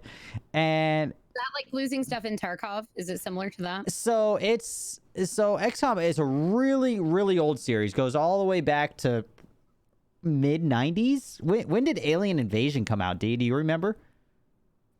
Probably early 90s, early 2000s. No, Alien Invasion was the original XCOM. Like XCOM, I think it was Alien Invasion was what it was called. It had to be early 90s. The original XCOM, so it was like top down. It's a tactical turn-based game. That had like original XCOM inspired game, UFO Invasion. UFO Invasion, yeah, not Alien Invasion, UFO Invasion. And early 90s. Initial release says 2006. No, that's not. That's a remake of it. UFO Alien Invasion. That might be the remake of it. Hey, there, yeah. I remember playing this motherfucker when I was like, 2000.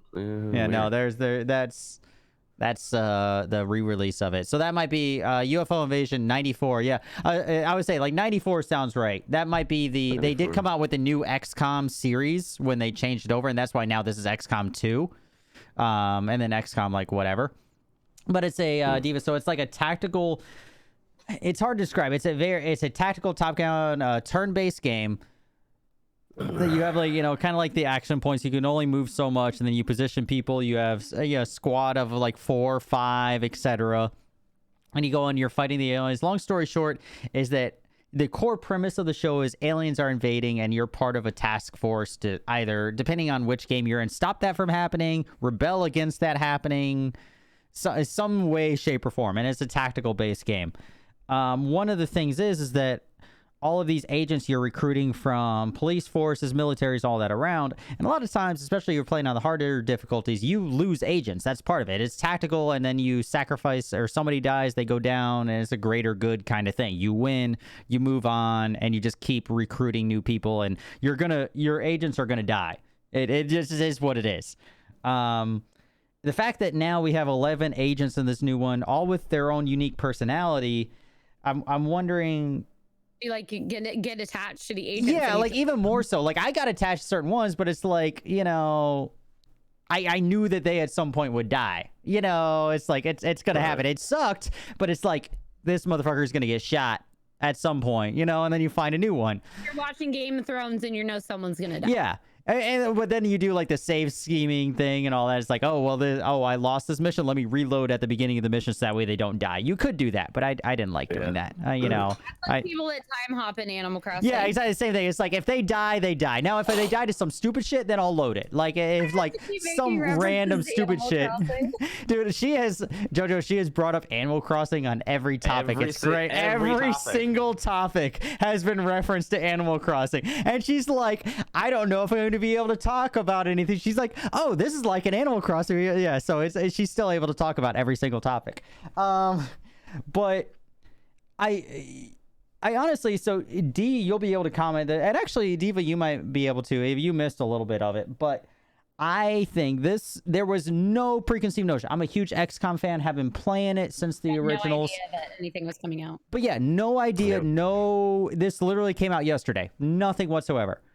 I'm wondering if this obviously seems kind of like a passion project, maybe, of them to test the waters. That is what it seems like to me, because it's different than the rest of the series. 110%. Yeah.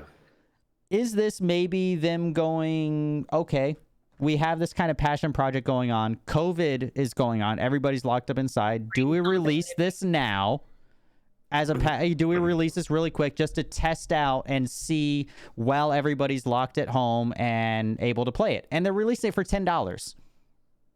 $10. That's only if you pre-buy it, though. But pre-buy, yeah, May 1st it goes up to 20. But still, like, that's my take on it. Like, that's what I read from it. My first impressions. What do you guys think? I don't know. Or do you think that this was planned? And that, hey, they're just going to surprise with a new... Maybe they're just taking advantage of the moment, and it was something that was... I mean, they had to have had it somewhat planned already. Maybe it wasn't fully developed, and they've kind of pushed developing it because of what's going on right now. Yeah. And that's what I'm thinking. Maybe this might be maybe this was the start of maybe XCOM 3, or maybe an expansion in some way, shape, or form. But they might have pushed it up, because it's just really weird for me, for a company like XCOM, a brand like XCOM, that has history for 20 some odd years, to just randomly be like, hey, there's a game dropping next week. Surprise! Yeah.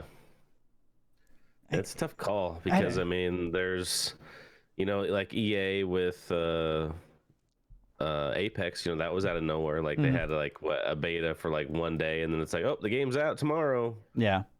Like, there's some companies that do dev like that. I haven't seen rare for companies just to come out of a game with a game out of nowhere, though, without any promotion. Right, it is, but right now, and not having a ton of money probably for a promotion and for things where they know people are looking for things to do. I'd have to look at like the game. I mean, is the game a complete just a reskin, or is it actual new? And I want to see more about it, but that's literally all there is. I mean, this announcement came yesterday. There's not as much about it because nobody fucking knew about it. We woke up and it's like, oh, hey, XCOM, cool. Because good this shit. Really could have been the new XCOM, and then they scrapped the project, so they're releasing what they have at a reduced price. Yeah, and that's what I'm saying. Like, maybe because of the situation, that could be the answer. Yeah.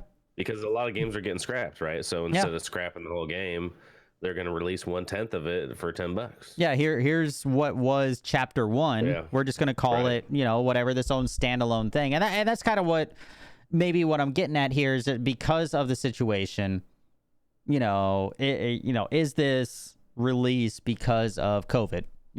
Because of the situation going on right now, from one way or another. I don't see this as being XCOM 3, because even if they scrap, I feel like it might have been a side project. I don't see them differentiating from the brand that much for the main staple of XCOM 3. I don't see them 100% leaving the tried and true method, for the whole game. But maybe this was an add-on thing that maybe they went, hey, times are hard right now, we're just gonna release Chapter 1. If we get enough from it, maybe we'll do like a Chapter 2 type of thing. I don't even know how long this game is. We know nothing. This is literally just dropped on us, and I'm just hoping people can land their shots when it says 99%. That's all I ask. If it says 99%, let me land the fucking shot. So Diva, for you who has never played this, you will have a tactical shot, and you'll like go to make it. You'll spend your action points on all these characters, and it'll say a 99% hit chance to land this shot during your turn. I'd be pissed. I would not be happy. And the motherfuckers would miss so fucking often. And I'm like, it's a 99% fucking chance to hit. Are you telling me that I got that 1 out of 100, but then they'll miss again the next turn? And you just got the 1 out of the 100, bro. Yeah, but then they miss again. The odds of them missing 2 times in a row, and I just fucking drives me. Those odds do happen. They happen. Don't get me wrong. I play craps. I know how odds work. I get it. But the fucking game, like, you'll have them miss 99% shots like 4 times in a row, and it's like, god damn it. Like, I don't mind missing consistently, like that 70% shot all right, cool. I'm taking a chance. There's a 30% chance from this angle I might miss. All right, 99% shot. This motherfucker, like, because you'll get a 99. There'll be you and an alien standing right in front of you, and it'll be like 99% chance to hit. And your guy will sit there with his fucking pistol and go, pew, and it'll fucking miss. And I'm like, you motherfucker. Like, really? He's literally standing right goddamn in front of you. Like, come on.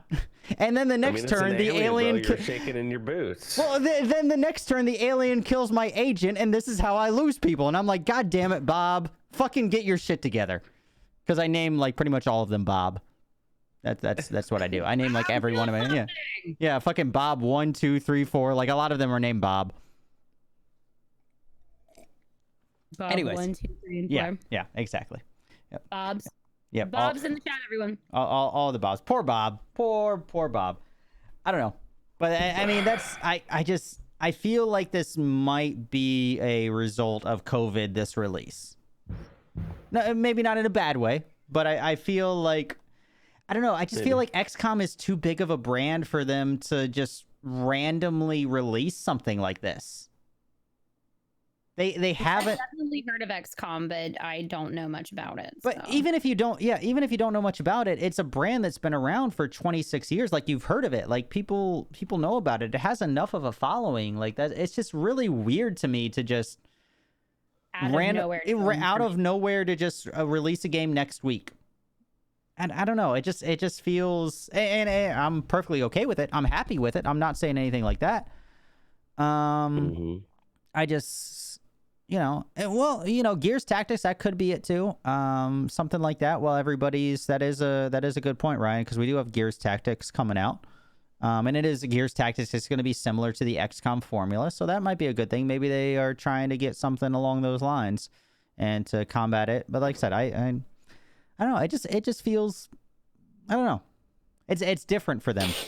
The whole game, everything is just different from them and their brand and everything else. I don't know. It was just weird. I don't know. That's just how I feel about it.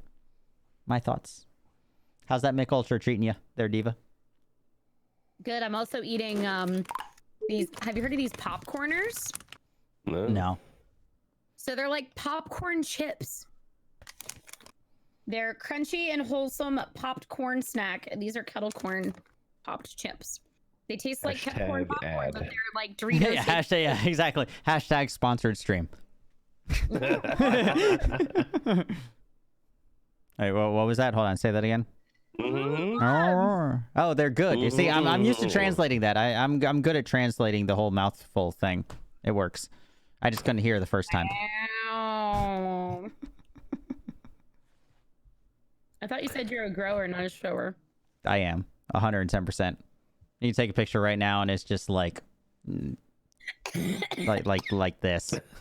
Oh God. Oh my God. I want to see that purple character come to life.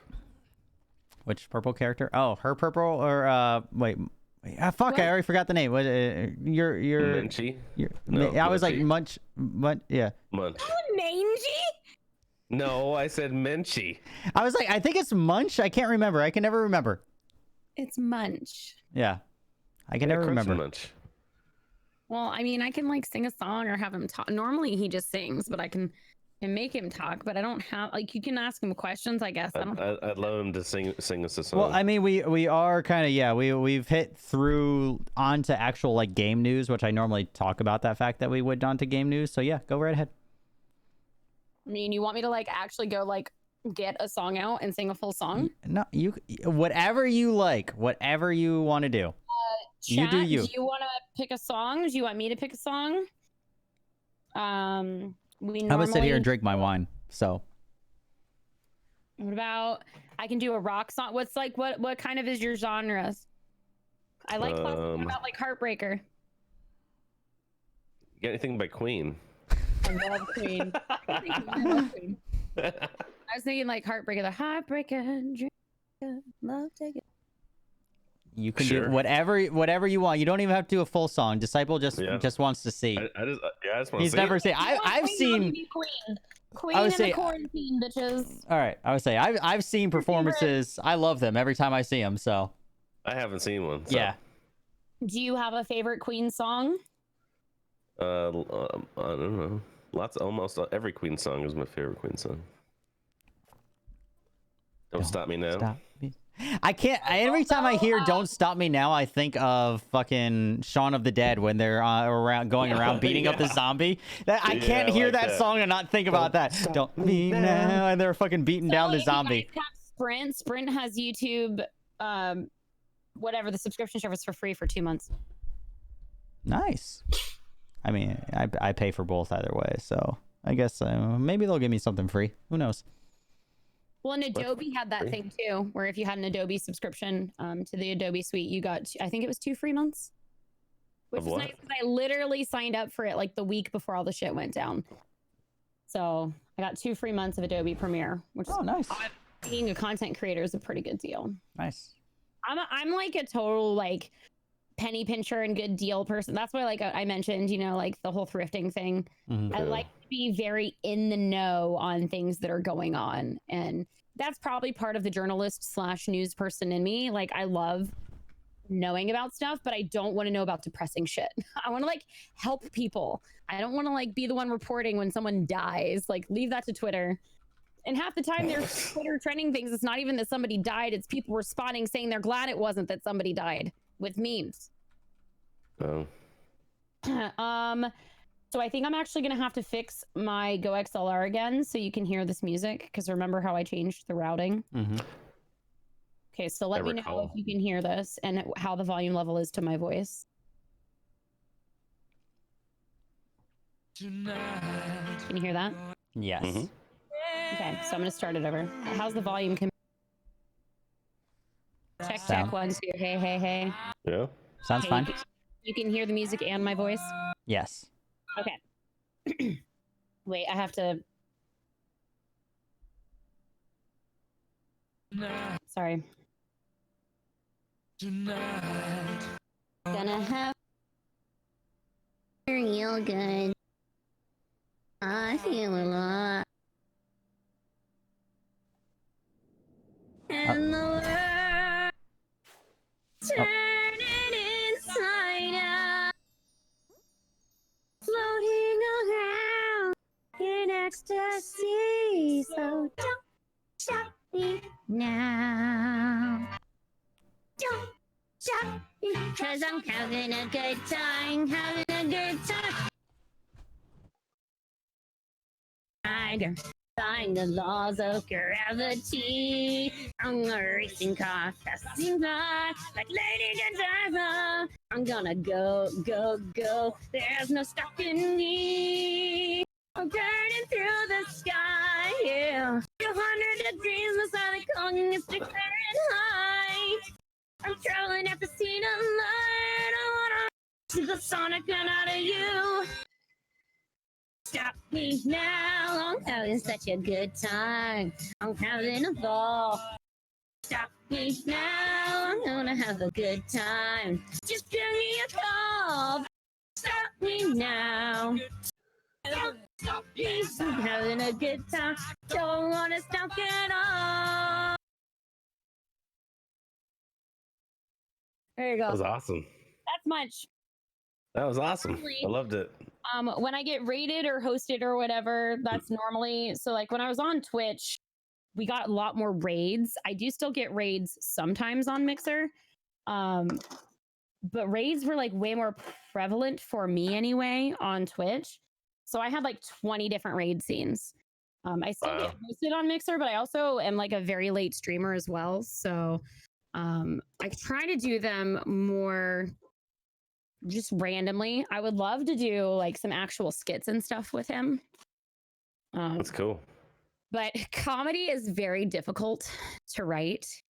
And I have all these ideas, but it's very difficult to just plan everything on myself. I want to do YouTube videos. I think that's like the problem of a content creator. You have all these ideas and all these things you want to do, but actually like getting them off of the paper and into the actual universe can be really difficult. So, but this way, the really nice thing I think about what we're able to do with these kinds of things is we can just hit the go live button if we want to. Doesn't necessarily make it easy, but yeah. I don't hear Kay. Yeah, I can't hear him either. No, I muted myself so that way, like, Discord Kdog, wouldn't... we cannot hear you. Yeah, no, now you should be able to. No, still can't hear you. Oh, I wait. know, something happened. No, I muted because I didn't want, because I think I have preference in the call, so I didn't want even like a random background noise. So That's what it was. Yeah, I muted myself so that way, like any even like random noise that I did wouldn't go and override you. So, yeah, so I did that. What was I saying before that? I don't fucking remember. I got distracted by fixing that. Oh yeah, no, the hardest thing is hitting the go live button sometimes. I agree. And sometimes it's nice to like, there's obviously a shit ton of stuff we do behind the scenes, but if we really want to, we can just hit go live and play a video game. And that's what I've been doing lately, because god damn it, it's fucking stressful right now. Like lately I've just kind of been like, fuck it, I'm just hitting go live. I know there's so much shit I need to do, but like I want to invest more into Streamloots. Like I want to do Streamloots cards, and I want to like add GIFs and sounds and mix play and commands and games, but I would rather just be streaming right now. Yeah, that's kind of how I feel. It's like there's a lot of stuff that I want to do, but at the same, like right now I almost feel like just being live is better. I don't know, it's weird. Hitting go live. Yeah, exactly. I'm just like I'm having a hard time, and the reason I don't want to hit go live is because I'm worried about everything else. Then I won't focus on that, and I will just hit go live, and it's better than nothing. So true. I think it's the same with like my special effects and makeup. Like it feels so daunting sometimes. I love it, but it's very personal, and it's difficult to step out of our comfort zone and do things like that. And while I do enjoy doing different things, I get intimidated because there's some fucking hella there's talented some people amazing fucking people. I know people are, you're really good for like, you know, being new, and you're talented and we love what you do. It's sometimes really hard to get out of that mindset of comparing yourself to other people. So with ventriloquism, I'm the only one. So it's not as like, I'm not as worried about it. Because I mean, luckily, I mean, I agree. The only reason I don't like hold myself to a higher standard on this web show, even though there are things I'll do, there's really only like me and Delta that really hold a web show like this in any way, shape, or form that I know of. Besides like King Goth, like he does like a couple. There's like a couple of them, but I'm just like, yeah. But they're a little different. I have my own. Yeah, I have less. But they're all a little different. We do some talk shows, but yeah, I think like the nice thing with it is most people do things differently. Yeah, exactly. So it's like I'm doing my own thing, so I don't have to stress about making sure that I'm better or worse than whoever else is around. So I'm like, I just hit go live, and we have issues. Interviews, but not as many have this casual environment where you have like and casual, and it's like I said, I want it to be Attack of the Show, like that's what this is, like Attack of the Show with a more personal touch. You know, we talk gaming news and we talk whatever nonsense, but yeah. Hello, neighbor. Hello, neighbor. I have that shirt somewhere too. I have a glass shirt. Back kind of on topic, like I said, we got plenty of extra time this week. So, which one was next? I'm like at a perfect thing. Fallout 76. No, Fallout 76. No, Fallout 76. For those of you guys, as myself, huge Fallout person, Fallout 76 update dropped this week. I personally have not played it, mainly because I have not been back on the Xbox in a minute, and that's where I have Fallout 76. There's a lot of good things about it. So this update added NPCs, which I think we'll get into in a second. This update added NPCs. We'll go over what it and then we'll talk a little bit more about it. The Fallout 76 update added NPCs. Also, with those NPCs, added 2 separate factions, each with their own special gear, quest line, and alliance. One to the north, which is like kind of like the more the raiders side of it, and then one to the south, which is kind of like their own like separate settlement thing, trying to do like a more like traditional Fallout style, like the kind of peaceful making, not peaceful, but the democratic, like making a settlement and a city going on. You have to be level 20 to get access to the quest lines for the new settlements and the NPCs. But they have added, if you are coming in new to the game to try it out as of this update, they have added a lot of new quests that help out the players to kind of expedite that to get to these NPCs and get to that quest line. So there's a lot of lower level things. Expedite? Yeah, expedite. Exactly. You have to pick a side. So in the end, it's kind of like traditional Fallout games, or the last couple. Not really traditional. We're talking 3 and 4 in Vegas, not 1 and 2. Which, don't even get me on that fucking rant.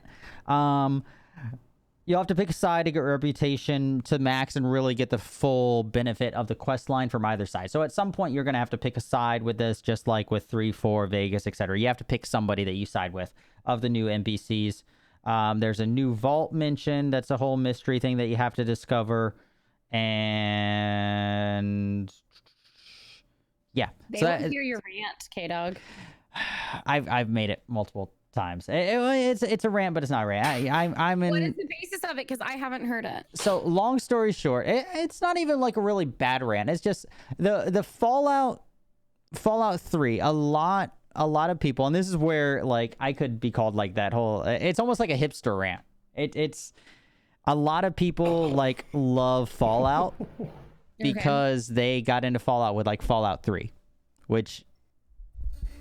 Fallout 3 before Fallout 3. Exactly. And it's okay. Fallout 3 was when Bethesda. Fallout in the modern day is Skyrim but with Fallout skin. Yeah, I tried. What are the different ones called? There's Fallout 3, there's Fallout 3, there's Fallout New Vegas, and Fallout 4 and Fallout 76 in the modern area. Fallout 1 and 2. I'm pretty sure I played 1 and 2. 2 was fucking one of the best games ever. I had an ex that was really into it, so I tried like a little bit of it, but I mostly watched him. Yeah. I just remember the frustration of how much you could carry on you and all the bottle caps. Like all that. It's just it's a totally different game. That they did a great job of preserving the environment more or less, and I do agree with that. But a lot of the humor, New Vegas is the best representation of Fallout in the modern era. Fallout 1 and 2, New Vegas had a lot of good people, and that's why Outer Worlds is really good, because Outer Worlds is the same development team that did New Vegas that still also had a lot of the game developers from Fallout 1 and 2. Outer Worlds was great. A lot of hype around New Vegas as well. Yeah, and that's the thing. And because it had a lot of those developers from the originals, whereas Fallout 3 was Bethesda. It was Skyrim with the Fallout cover. Okay. It was, and that's the thing. What makes Fallout great, and I think, so when Fallout 76 came out, I knew I wasn't expecting Fallout 5. I knew that as a Fallout person. A lot of people were, which was stupid of them. They were running an experiment, kind of, which the multiplayer side of it. And they expected users like us to create the multiplayer, to create the story within it. They had a story there, but there were no NPCs, which NPCs honestly drove the storylines and just the characters and the way that they interacted. Those drove Fallout. They were hoping, they were banking on people like us to create the environment in the game, and it just didn't pan out. Long story short. So for better or for worse, so they now have realized that that isn't a thing. So now they have added NPCs. It should have happened sooner, honestly, but I mean, it takes time to write and dialogue these people. The no NPCs initially. Complaint that like when they released the game, it was incomplete and there were a lot of issues. I wouldn't say it was incomplete. It was different than the other Fallout games. There were a lot of bugs, but it's a fucking Bethesda game. Like, I mean, shit, every Bethesda game has. I was gonna say, like, there's bugs, all but of my friends complaining that it was a huge flop and that they were really disappointed. I think it was a huge flop and disappointing. It was because a lot of people expected Fallout 5, and that's never what this was meant to be. This Fallout 76 was meant to be an online version where we as players created that environment that Fallout had. I remember hearing if you had people to play with, it was more fun. And that's the thing. It was a game based around us as a community building that Fallout environment. The problem is that majority of us as players suck. And we are not nearly as funny or great as the fucking writers who made all these NPCs in the older games. So majority of your interactions, if you had any, were shitty with other players. Yeah, it was like they were like trying to make on each other. I know I heard it was a lot of people memeing on each other. Yeah, they were trying to make Fallout Rust. They were, it just didn't work out, you know. And valiant for them to try, you know. I get it. They were trying something new. I knew, as a Fallout fan, I knew it wasn't going to be Fallout 5, and I think a lot of the hate was everybody was expecting it to be Fallout 5. So even though they said it wasn't going to be, this wasn't supposed to be Fallout 5, but people just, they want what they want, and even if it doesn't say that, then they'll get mad. Yeah, exactly. People like to find reasons to be pissed off, even if there's no reason to be pissed off. Yeah. I try to have no expectations, honestly. When most games come out, I don't read a lot of the hype. I don't read a lot of the marketing, and I like to go into it kind of unknowing and with my own ideas and with my own, They definitely made some mistakes in the marketing wise and everything, I think. But I don't know. Maybe I just saw something that other people didn't. Marketing, though, if people really didn't understand. Yeah, well, unless people did a lot of research. I think a lot of people just didn't want to understand. Also, like, I mean, they had this like all pushing, but I mean, everything that I saw, I knew exactly what this game was going to be. And I just think the general, I know, and that's the thing. Like, many people are as adept of gamers, and if they remember Fallout the way that they remembered it, and they thought they were getting a sequel, but they don't read the news, they don't read the articles, they don't read what it's about. And well, and most people are idiots, and then that's what it comes down to. Yeah, no, and I agree. No, that's what it was. It's that most people were idiots. They're like, oh, a new Fallout game. This is going to be the next one after Fallout 4. And I don't blame the company for that. I really don't. There were a lot of bugs. There were a lot of mismanagement for it. I think they should have added in NPCs long before now. It was not. They honestly, the BR that they actually introduced the Fallout BR into the mode. That BR was actually pretty fucking fun. I'm not gonna lie. That was actually pretty fun. You know, it was a Fallout like. You stream it like 3 days. Sales and stuff on I tried it. Yeah. You like. I know a lot of companies are doing it now, but either like free weekends or discounted weekends and things here and there. I mean, you got to do what you got to do to like get people in there. They have done a lot of that recently. I think this. I've seen both sides of it. I think this is how we talked about No Man's Sky last week. So how No Man's Sky now is better. When it first started. Yeah, when it first started. Yeah, and then everybody's. But now it's a really great game. Played it when it came back out, and I heard it was a lot better. Yeah, and I've heard now it's a really great game, and I want to get into it. I feel like now we're getting into that territory of Fallout 76. I feel like right now, if letting out games before they should be let out. Yeah, and right now we're at this one. I don't think that this one was one that was before it should have been let out. I just think they tried something and it didn't work. So now they're finding the middle ground. And I think it's still a multiplayer Fallout, but they're adding the NPCs. They're adding the Fallout elements that need to be there to make it Fallout and make it work. And it's good to say. And game that's a sequel, though, you need to make it clear if it's going to be a different.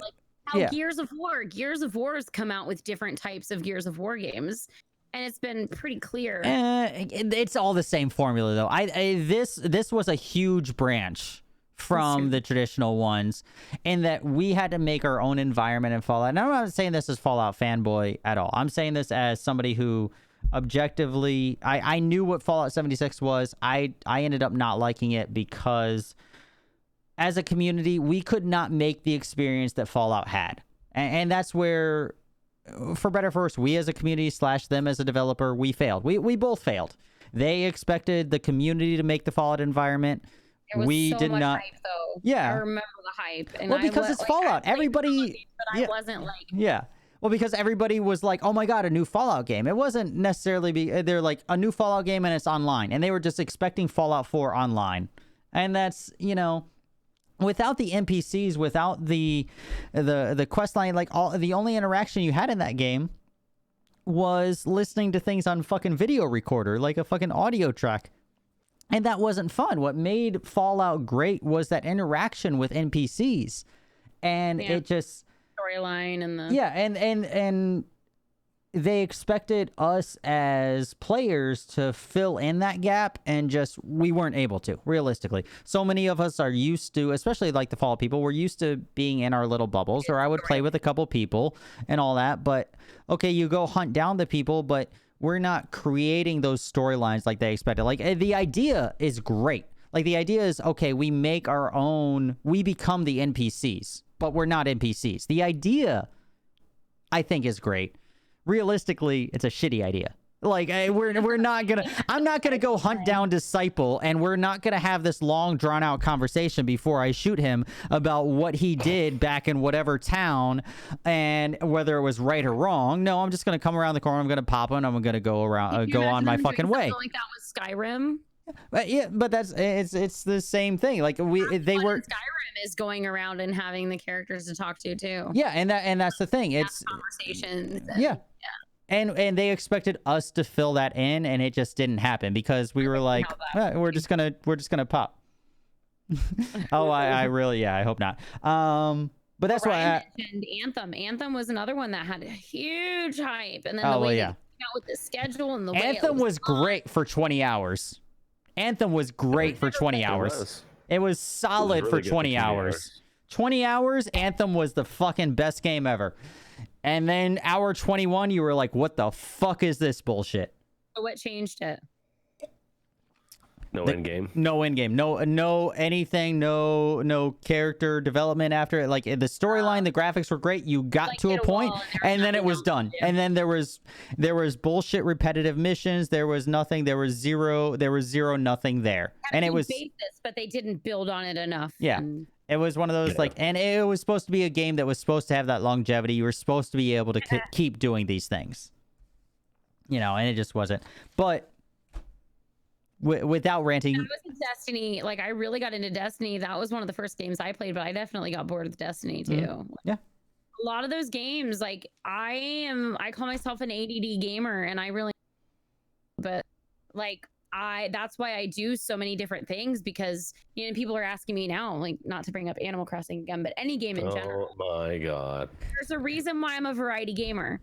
Because I get because of Animal Crossing. I was saying, like, you know, you're gonna be the same thing. Like, you're gonna be a variety gamer, the same way I'm gonna be a variety gamer in a month maining Valorant. Valorant. That's the point. That's what JoJo said. Is what I was gonna say. I love DBD, but DBD, all it can do is come up with new characters. Yeah. No, I get it. New maps or new weapons or whatever. But Animal Crossing, there is endless content to come up with. There's so much that, and some of Animal Crossing is a little bit repetitive. I mean, when it comes to like shaking the trees and hitting the rocks, whatever. But when it comes to collecting things, which I think is the fun thing, and hanging out with your friends, it's, you know, there's a little bit more to it than the typical RPG grind of another type of game. Hanging out with your friends is like the best part about it. Huh? Hanging out with your friends is the best part about Animal Crossing, like the interactivity. Especially right now, this game literally could not have come out. I do not think this game would have been as successful. Oh no, I said that last week, I think, or 2 weeks ago on the show. I'm like, if anything, I think Nintendo planned this shit because this would never have been as big. This would never have been as big. And the fact that they had that launch at PAX East right before all of this happened, people, like, you go into PAX East and it's like Animal Crossing. Yep. No, I said this. And Tom Nook, and now we're all home and we're still hanging out with Isabelle and Tom Nook. I said this last week or 2 weeks ago. I'm like, I'm not starting conspiracy theories, but fucking Nintendo had all these masks saved up, all this other kind of shit, and god damn it, they are definitely, Animal Crossing is the #1 benefactor of this fucking thing. 110%. 110%. I'm not starting conspiracy theories. I'm just saying Animal Crossing would not be what it is. People that I've been like trying to get to game, similar to like the whole streaming thing, people that are all of a sudden interested in streaming. Everyone I fucking know wants a freaking Switch now. I'm like, bitches, they're sold out. They're 100% sold out. Switch, yeah, Nintendo, sold out everywhere. Yeah, they're complaining to me right now. I've had the Switch since day one that it came out. That is your own damn fault. Exactly. I've had a Switch since it came out too. I bought it with. That's your own damn fault. I bought it with Breath of the Wild when it came out. I drove an hour to get my Switch on the day it came out. Nice. So, but yeah, I mean, I feel like a lot of the things we talk about obviously have similar themes, but it all just surrounds around the interest of the time, what's happening in the world, and what the trends are. All revolves around Animal Crossing. Exactly. Right now, but that's because it's a game that connects people in a different way, and it's why I am more interested in multiplayer games. I like games that my friends are playing. I will go back if I had friends that all of a sudden decided again that they wanted to play Grand Theft Auto, I'd play it. When freaking what's the Red Dead Redemption 2 when that came out on PC and more of my friends started getting that, I freaking bought it for Xbox and no one played it with me on Xbox. And then I come over to Mixer and then I get it on PC and then all my Mixer people have it on Xbox. It's really frustrating. I hate the cross-platform bullshit. Anyways. The point that with Animal Crossing, we're all connected in the game. And it's one console and we can all play it together. The best thing about this is, guys, is that we haven't even gotten onto the topic of talking about actual Animal Crossing. That is still a whole page away. Yeah, it's like 4. Yeah, I would say we have like a literally, but she is like Animal Crossing. No, I'm just giving her a hard time. But no, guys, honestly, I have Fallout 76 for Xbox. I might actually re-download it and buy it for PC because I always said that, especially now because when I came out, I was not dual PC at the time. And I switched shortly thereafter to it, and I did always want to switch over and get the PC version of it. It seems now in a better place than it was, and I think that it might be worth, if you haven't gotten into it, if you are a Fallout fan, it might be worth getting back into because it does have the NPC side of it now. So that's that. That released this week. Don't buy it. Talk to chat You know, about I like I said, I stuff. Yeah, I don't know. I haven't played it. I cannot vouch. I'm just saying, you know, it seems better now than when it launched. Sure. And that's that. Moving right along. Phantasy Star Online 2. Which was released in beta on Xbox a couple weeks ago. Now is officially out. For those of you guys that don't know, this is a 7-year-old game, but was not available to us in the Western world, in the developed nations, quote unquote.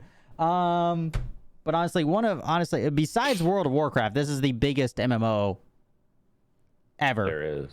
You know, it really is. It's just this is WoW to the Eastern world, the Phantasy Star Online, and arguably could be better. You know, it depends on what your take on it is. But now it's officially out on Xbox. PC official release date for it is late May. They don't have an official date, but they said it is going to be out by the end of May. They have said that. They have confirmed that even despite COVID, everything else. It is going to be out by the end of May. It is going to be released on the Microsoft Store exclusively. No Steam, no nothing else. It is cross-play enabled. So if you're Western world, all of us, you're playing on Xbox, you're playing on PC. Either way, you're playing on joint servers, you're playing with your friends. Right now, the way that it is on the first release, it is the first 3 years of the content of Phantasy Star Online. So even though this game has been out 7 years, they are releasing right now for all of us the first 3 years of storyline. Only 4 years behind. in storyline, but the current balancing, so all of the current updates for graphics, for guns, all that kind of, the current balancing is live. It's just the first 3 years of storyline. They didn't want to release all 7 years of storyline right away to us. So we have the first 3 years of storyline, but with current, this is what works, this is what doesn't. So they're bringing these 7 years of experience to the first 3 years of the storyline and the content. That I mean, that's really all there is to say. I don't know what else to say about it. I'm just letting everybody know. I'm actually kind of really excited about it. I do want to play it. I cannot wait for it to come to PC. I will probably be getting it for PC. I don't know how much I'll play it. Having an MMO is just really hard as a streamer, especially a variety streamer. It's really hard to put in the necessary number of hours that are needed to play something like that, unless you main it. But I don't know. I'm excited. I've always wanted to play Phantasy Star, so I don't know. I'm Phantasy Star Online. I've played the other versions of Phantasy Star, but yeah, it's coming. Do you know what character you'd make? What class? No idea yet. I'll figure it out the week before it comes out, but I definitely will be getting it. I think. I don't know. It's a new MMO, man. I want something different. I've had that MMO itch lately. I have. Like, we've been talking about the Old Republic. We've been talking about WoW. Yeah. We've been and I don't know. I've had that MMO itch. I mean, I'm still sub to WoW. I know. I just don't want to play WoW. I don't know. Like, I've gone back and forth on WoW enough that I'm just like, It's got the best end game though, bro. MMOs are difficult to watch unless you either know what's going on or you're into that MMO. Mm-hmm. Absolutely. Oh yeah, 100. It's hard as a streamer, and that's the other side of it. It's hard as a streamer to do it. Like, the only reason Shroud's able to do it every week is because he's Shroud. Like, I mean, it's also like picks up a game and figures it out in 2 seconds. Well, that's picked mostly. up Tarkov immediately and like went into it and like. I did that with Valorant. If you're used to gaming, you just flip. No, I'm not arguing with you, Diva. I'm just saying. You're saying he's really good. The reason I can pick shit up too, but he is on a different level. No, the reason, and we've talked about this, and like Shredder has said it also. The reason Shroud is good, and I will agree. If you're a gamer, and he said it himself. If you're a gamer, it's that game knowledge. All games in some way, shape, or form are similar. So if you play hundreds of hours of games a week, a month, and all that, you pick up a new game. All you have to do is just, okay, this is what's slightly different, but you tack on what you know. I know how to click on foreheads. Valorant day one, I was getting aces. Like, you figure out once you game for hundreds of hours on an FPS, you know how to play an FPS. No matter how many differences there are, you know how to play an FPS. That's the thing. There's a lot of genres that I've never played. So I think that's what's kind of lucky and fun about me being a variety streamer is a lot of people are getting to experience games for the first time. Like, I never played Final Fantasy game, and I just got a code for the new Final Fantasy game. So I'm excited, but I'm also kind of obsessed with Animal Crossing. And my son has the PS4, so I was a little frustrated when I found out it was PS4. Because my son has PS4 upstairs. That's what keeps him entertained, so I can do the shit down here I need to do. Yeah. Just swap with him for a day. Xbox, PC, or Switch, I'm good to try it out. You're gonna have to give me a pretty damn good game right now, though.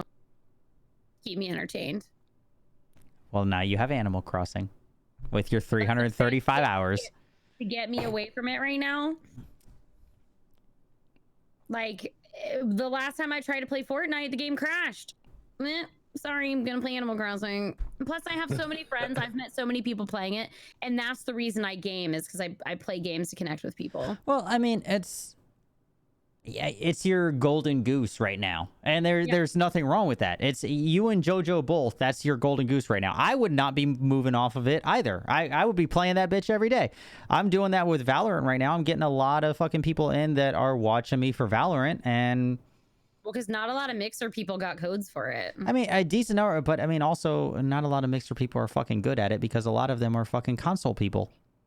Yeah, that's true. So many of them are like, this is my first week on console or on mouse and keyboard, and I'm just like, I'm over here clicking on fucking foreheads, and they're like, yeah, this is my first week on mouse and keyboard, and I'm like, fucking A, I'm having to fucking play with you, and it's just like, yeah, I love you guys, but it's like, come on, like, you know. Freaking Covent was doing mouse and keyboard with Brittany and all them. They were playing I was watching it, yeah. And like even Brittany was like, this is like the first time she's played mouse and keyboard in a couple of years, like really, an FPS. Really? Like I was watching her, and it's true. It's because Mixer is predominantly console, which is true. Interesting, and that's I think coming over here. I'm really glad I had a lot of my community come over because I am mostly PC. I mean, yeah, we played Apex together on PC. It was fun. And it's been hard for me because a lot of people that I've met play on Xbox or other consoles, so I haven't been able to connect and play. Yeah. That's why I play Apex on Xbox and PC, and I buy both battle passes. But I used to play those games on Xbox and PS4, but now I play on PC, and I've gotten so used to that muscle memory that it's really hard to go back and forth. Yeah. No, and I think that's a lot of it is, but I mean, there's nothing wrong with your golden goose in the time frame. It's Pack had Apex. There's no reason to walk away. That's it. Yeah, Pack had Apex. You guys have Animal Crossing. Like if you have that game, Ninja's Fortnite. Like, I mean, it's everybody. If you have that game that helps you. Valorant and Final Fantasy though, which has been kind of cool to see. Yeah. Nice to see some of those streamers come over and be able to try different games and not have to worry. Yeah.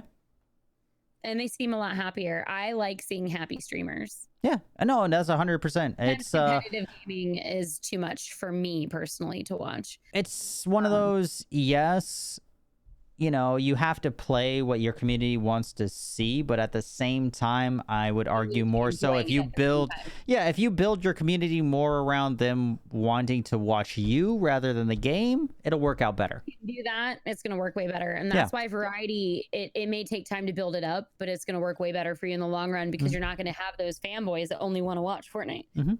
But then again, you have to think about the fact that the teen and younger fan base is honestly a lot of the growing generation. Like my kid, number one, can't watch my content, but number two, like hearing him and his friends talk about, did you see that new song release from that YouTuber today, or that like video that, like, man, like hearing how that those generations have an impact on like the culture and media culture, like they're going to be the up and coming ones that are talking about what is yes, you get the can I play, but that's the thing. If you are a streamer who lets people play, and if you've got, when customs came out as options, that's part of why PUBG blew up so much at the time that it blew up.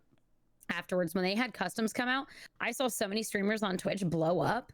That was one of the biggest things that Apex still is yet to do. Yep. They need to release the customs. That was one of the best things that Pub ever did, and what has honestly kept them alive for longer than it should have is the custom side of it, because streamers were able to make those private lobbies and do fun events and all that. If Apex did that, oh man, yeah, like custom lobbies, like no shields, or you know, just a fun custom games. Part of why I don't play it. I can't just have two other people playing with me. I need like more availability. Dude, the zombies, like the custom zombies games in PUBG, where you had like one team and then the rest of the people in the lobby of 96 people running after them with nothing but their fists. Like those were fucking great. Those were great lobbies and so much fun. I did that fucking with Stone once. Like I got into one of his lobbies doing it. It was great. Anyways. I mean, Call of Duty, like the coming out with the new stuff that they came out with for Modern Warfare. Yep, anytime you can come out with something new that has something Warzone. Well, I'm just saying it did bring up something different. When you're used to all the battle royales, you get dropped on an island, last one surviving. Yeah, it's redundant for me personally. I'm glad that other people enjoy it. The only reason I enjoy games like that is if I'm playing with my friends. Because and a lot of people feel that way. At that point is the people I'm playing with. It's not the game. Yeah, you're not going for the flicks, the headshots, the top kill games. You're going for the content of the fun with your friends. So. Well, nowadays you can get so many of those clips from anybody. Oh yeah, that's why like I want to see the content of hanging out with the friends and all that kind of stuff. But I played Fall Guys at PAX East. It is going to be so much fun. I'm so ready for that game. Which game? Which game? It's going to be a great Fall Guys. You're like the little like jelly bean looking characters, and you do like almost like Wipeout. Do you remember that show Wipeout? So there's 100 characters, and it's you, and you can have as many in there, and you go like on like things where there's like a thing going around and you have to keep jumping, or you get knocked out, or you run through a wall, but some of the walls are brick and you have to, so like it's the last man standing kind of game. Interesting. Ultimate knockout. Yeah, ultimate knockout. It starts out with 100, kind of like a battle royale game, but they're little goofy challenges. Sure. It's pretty fast paced and it's fun, and there's lots of mini games. Anything like that, honestly, I think are really good in between type of games for communities to have. If you just want something to mix it up and have a goofy community night, it's going to be a really good game for that. Yep. And of course, that's PS4 and Windows PC only. Yes, I thought they were going to be on all platforms. Right now, they only have those two listed for summer 2020. Okay, it might have changed because I thought it was going to be on Switch too. But all right, moving right along for the last couple topics that we have here. Unfortunately, what was supposed to be released later today, because it's now 4/16 where I am, Hellpoint, which is something that Disciple and I both saw at South. Diva, I don't know if you saw that in the Tiny Build thing. was distributed by Tiny Build, private company. You know, they're the publisher and all that. This is, for those of you guys, you've seen a couple of videos of it. If you've been here on the talk show, we've talked about it. I was excited for it. It's Dark Souls with a sci-fi twist. Looked really exciting for it. I was excited. It was supposed to come out tomorrow. The release of Hellpoint is being postponed pretty much because of COVID. That's pretty much what they said. Even though they really see, sort of where COVID-19 pandemic is impacting the business worldwide, and unfortunately, Kdog Games, which is the actual developer of it, they're feeling the strain as well. Hellpoint is going to be released before the end of Q2 2020, which should be what, July? I believe that's most companies, like Q2, whatever, like June, July. So it was supposed to be released tomorrow. Unfortunately, this came out just this last week on the 9th. But they did release a video for the launch teaser for it that has not been released before. So this was supposed to be released with it today, the game. They're still releasing it today, even though the game is not launching. So I'm just going to do this for it's only a 23-second thing. I'm literally going to go drain the vein. Then Disciple can talk a little bit about it because he saw the game and we kind of trialed it a little bit. But yeah, here, let me switch over and I'll take my 10 seconds to go get a drink. I played like 2 games. Huh? What? Wait, what? I only played like 2 games at PAX South. Oh, why didn't you play more? Because I was talking to people and getting to know people. Oh, true. Yeah. Anyways, here is, hold on, we'll do it. It's only like a 20-second thing, whatever, but Disciple might be able to say what he remembers from it and all that. So, wait. It's muted. There we go.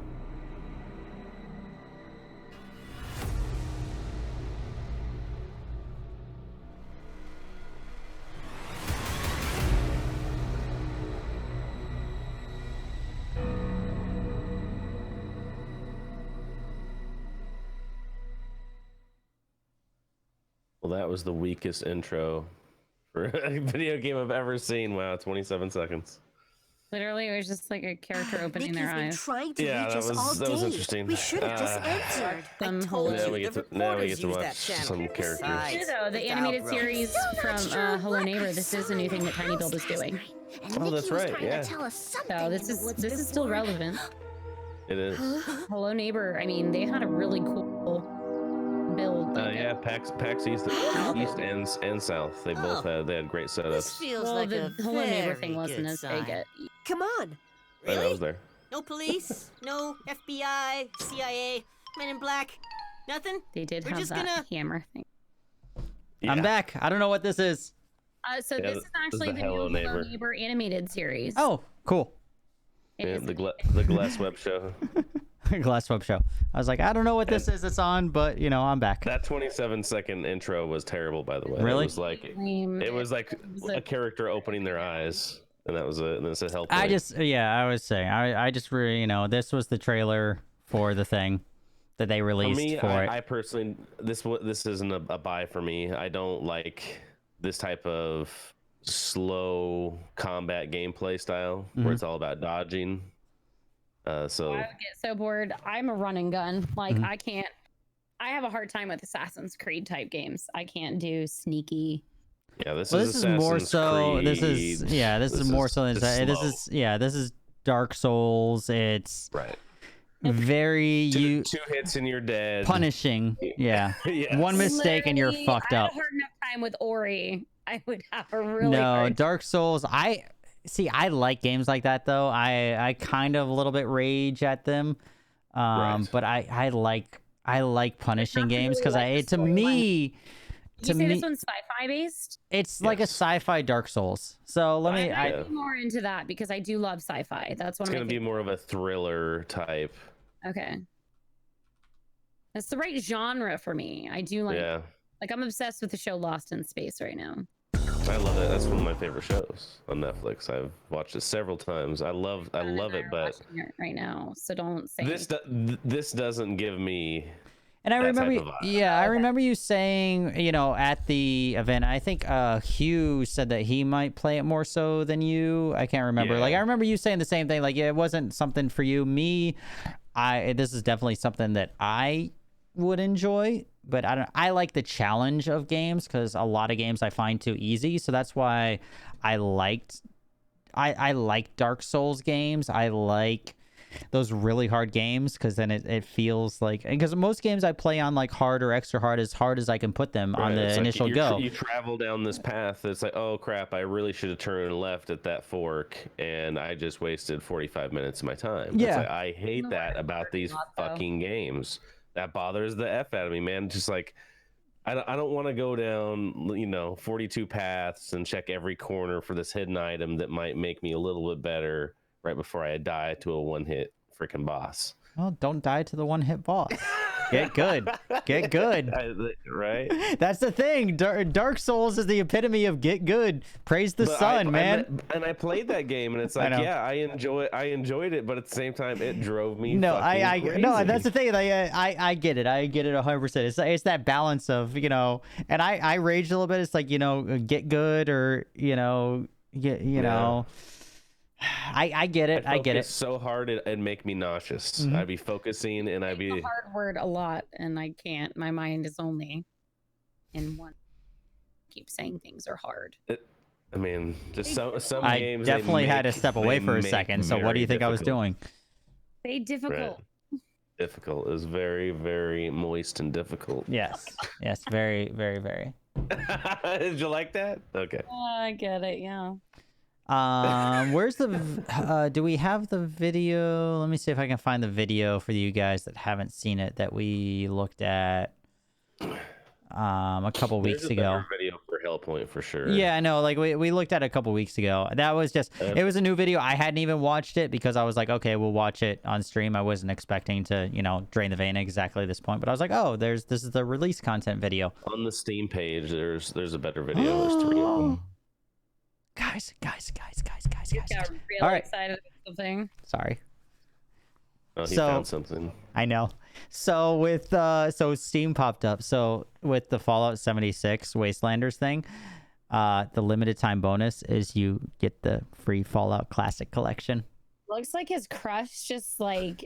Oh, free I'm Fallout so excited. Classic. All right, I'm buying this. Well, even though I have it, but actually, I don't know if I still have my copies of Fallout. I have Fallout 2. I don't know if I. Oh, sorry. No, it's really cute. I'm excited you're excited, but it looks because like it literally just popped on the front page of Steam that it comes with all the classic Fallouts, and that's what makes it like great. It's like that is a pretty big deal. Like it's like this is literally what I came in. It's like Fallout 76 plus Fallout Classic Collection, which is the best part of Fallout, guys. Best fucking part of Fallout. Like. That right there is worth the $40 to me. I don't care about Fallout 76. I will repay the $40 to fucking play this shit again. See, I like when you look inside there, it says check out the entire Fallout franchise. I don't see where it says this package includes. It says Fallout 76. So limited time bonus, free Fallout Classic Collection. Yeah.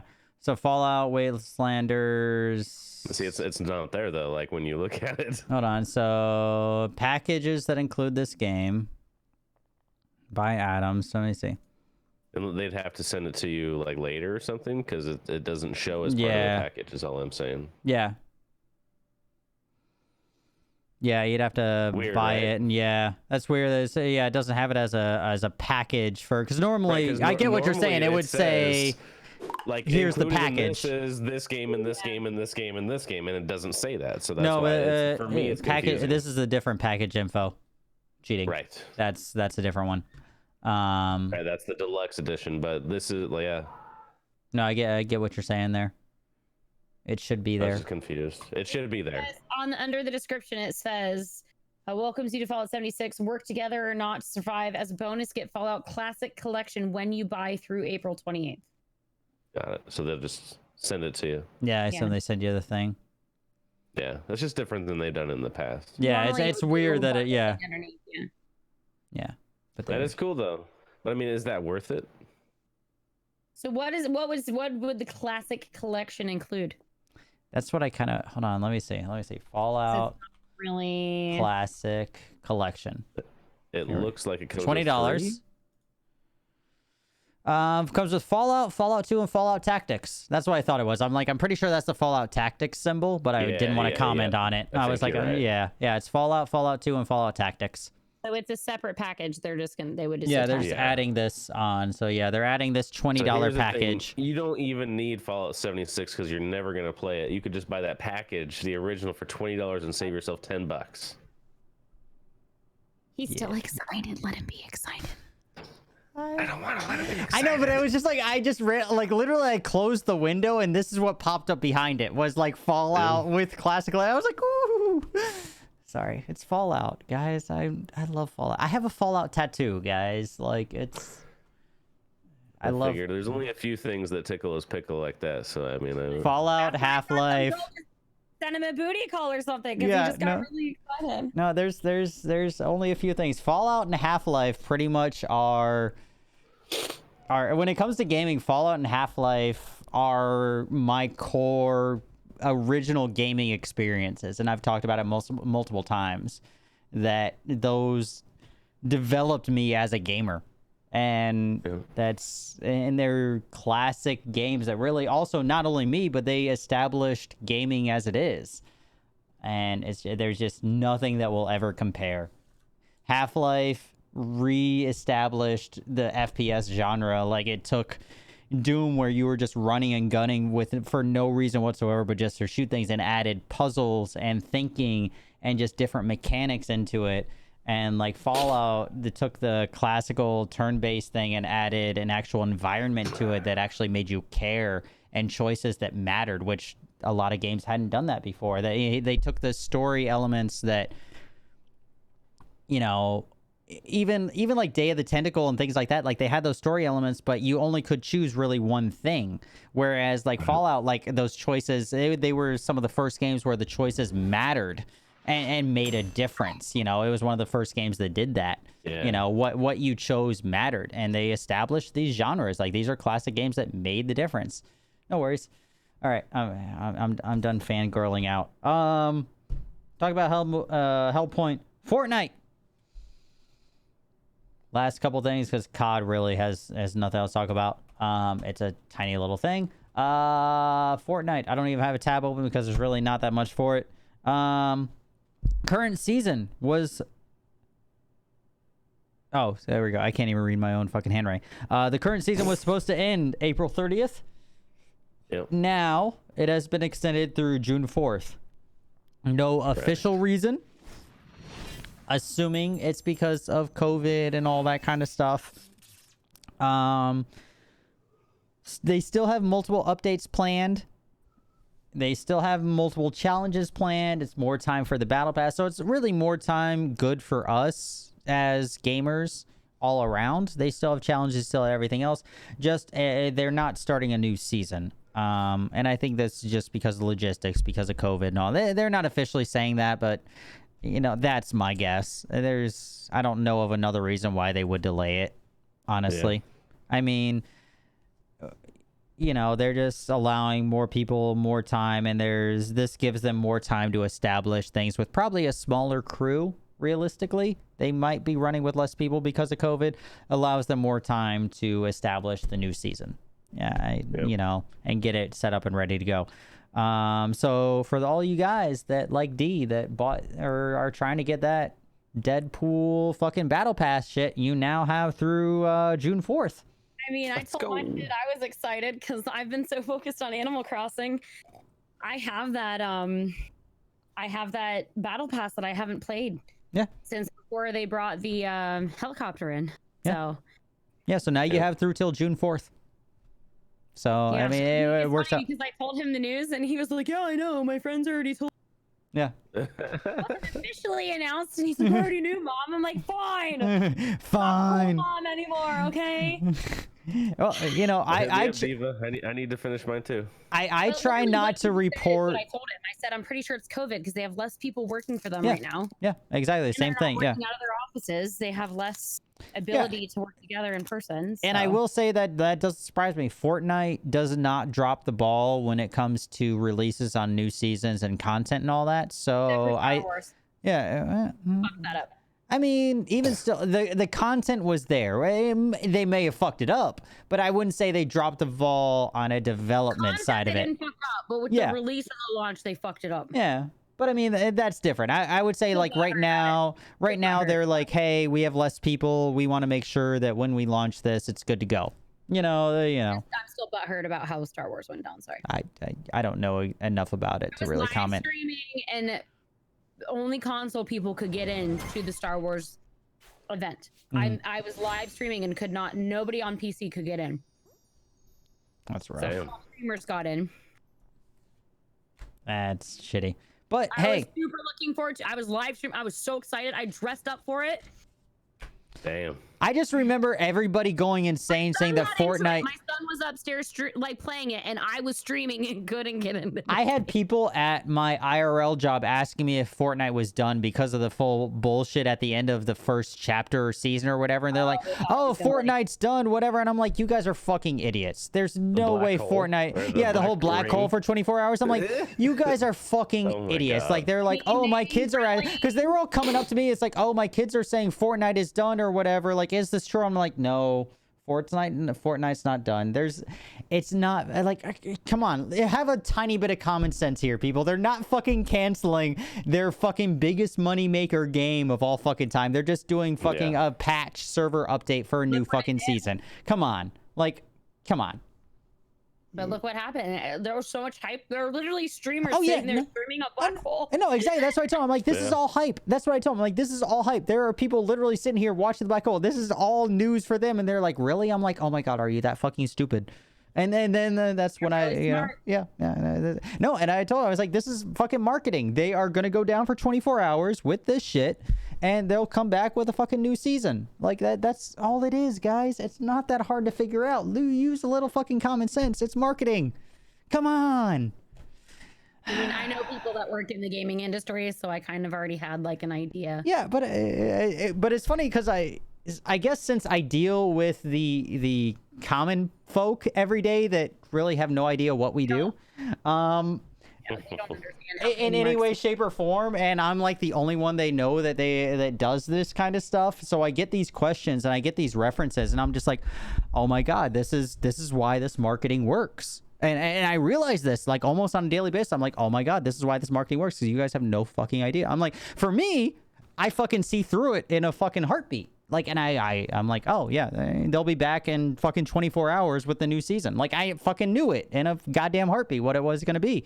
And everybody else is like, oh, my kids are asking, like, is Fortnite done? I spent all this money on it. I'm worried. I'm like, it's not going anywhere. It's fine. They're just doing an update. It's fine. Just calm down. It's just hype. I promise you, it's just hype. One of my favorite Fortnite things ever was when Marshmello did the concert inside. It was a pretty big deal. I loved it. I did a Snapchat that day with my son, and my son lost his mind. He didn't even really know who Marshmello was. So much fun. I didn't either. I mean, I knew who Marshmello was, but I didn't. It was pretty cool. And then like to have the skins in the game. I mean, it's pretty freaking cool. And Fortnite definitely revolutionized something with that. Having an in-game concert where it stops everything, having those in-game events that are at a specific time, and that I'm gonna connect it to Animal Crossing. Oh no! Weird.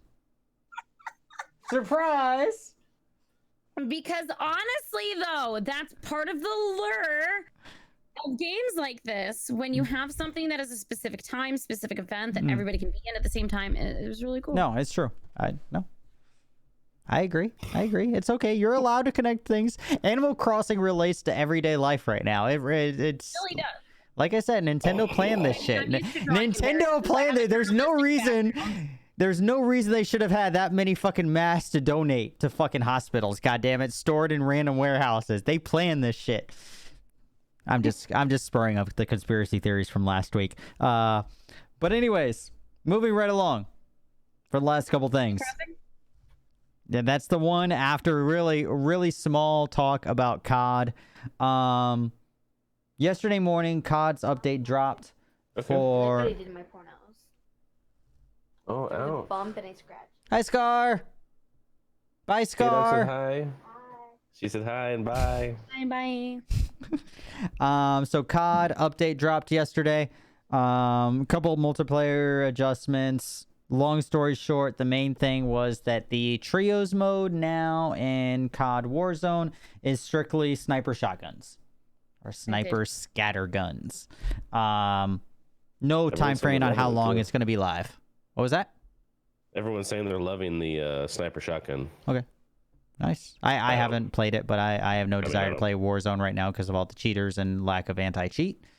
But absolutely.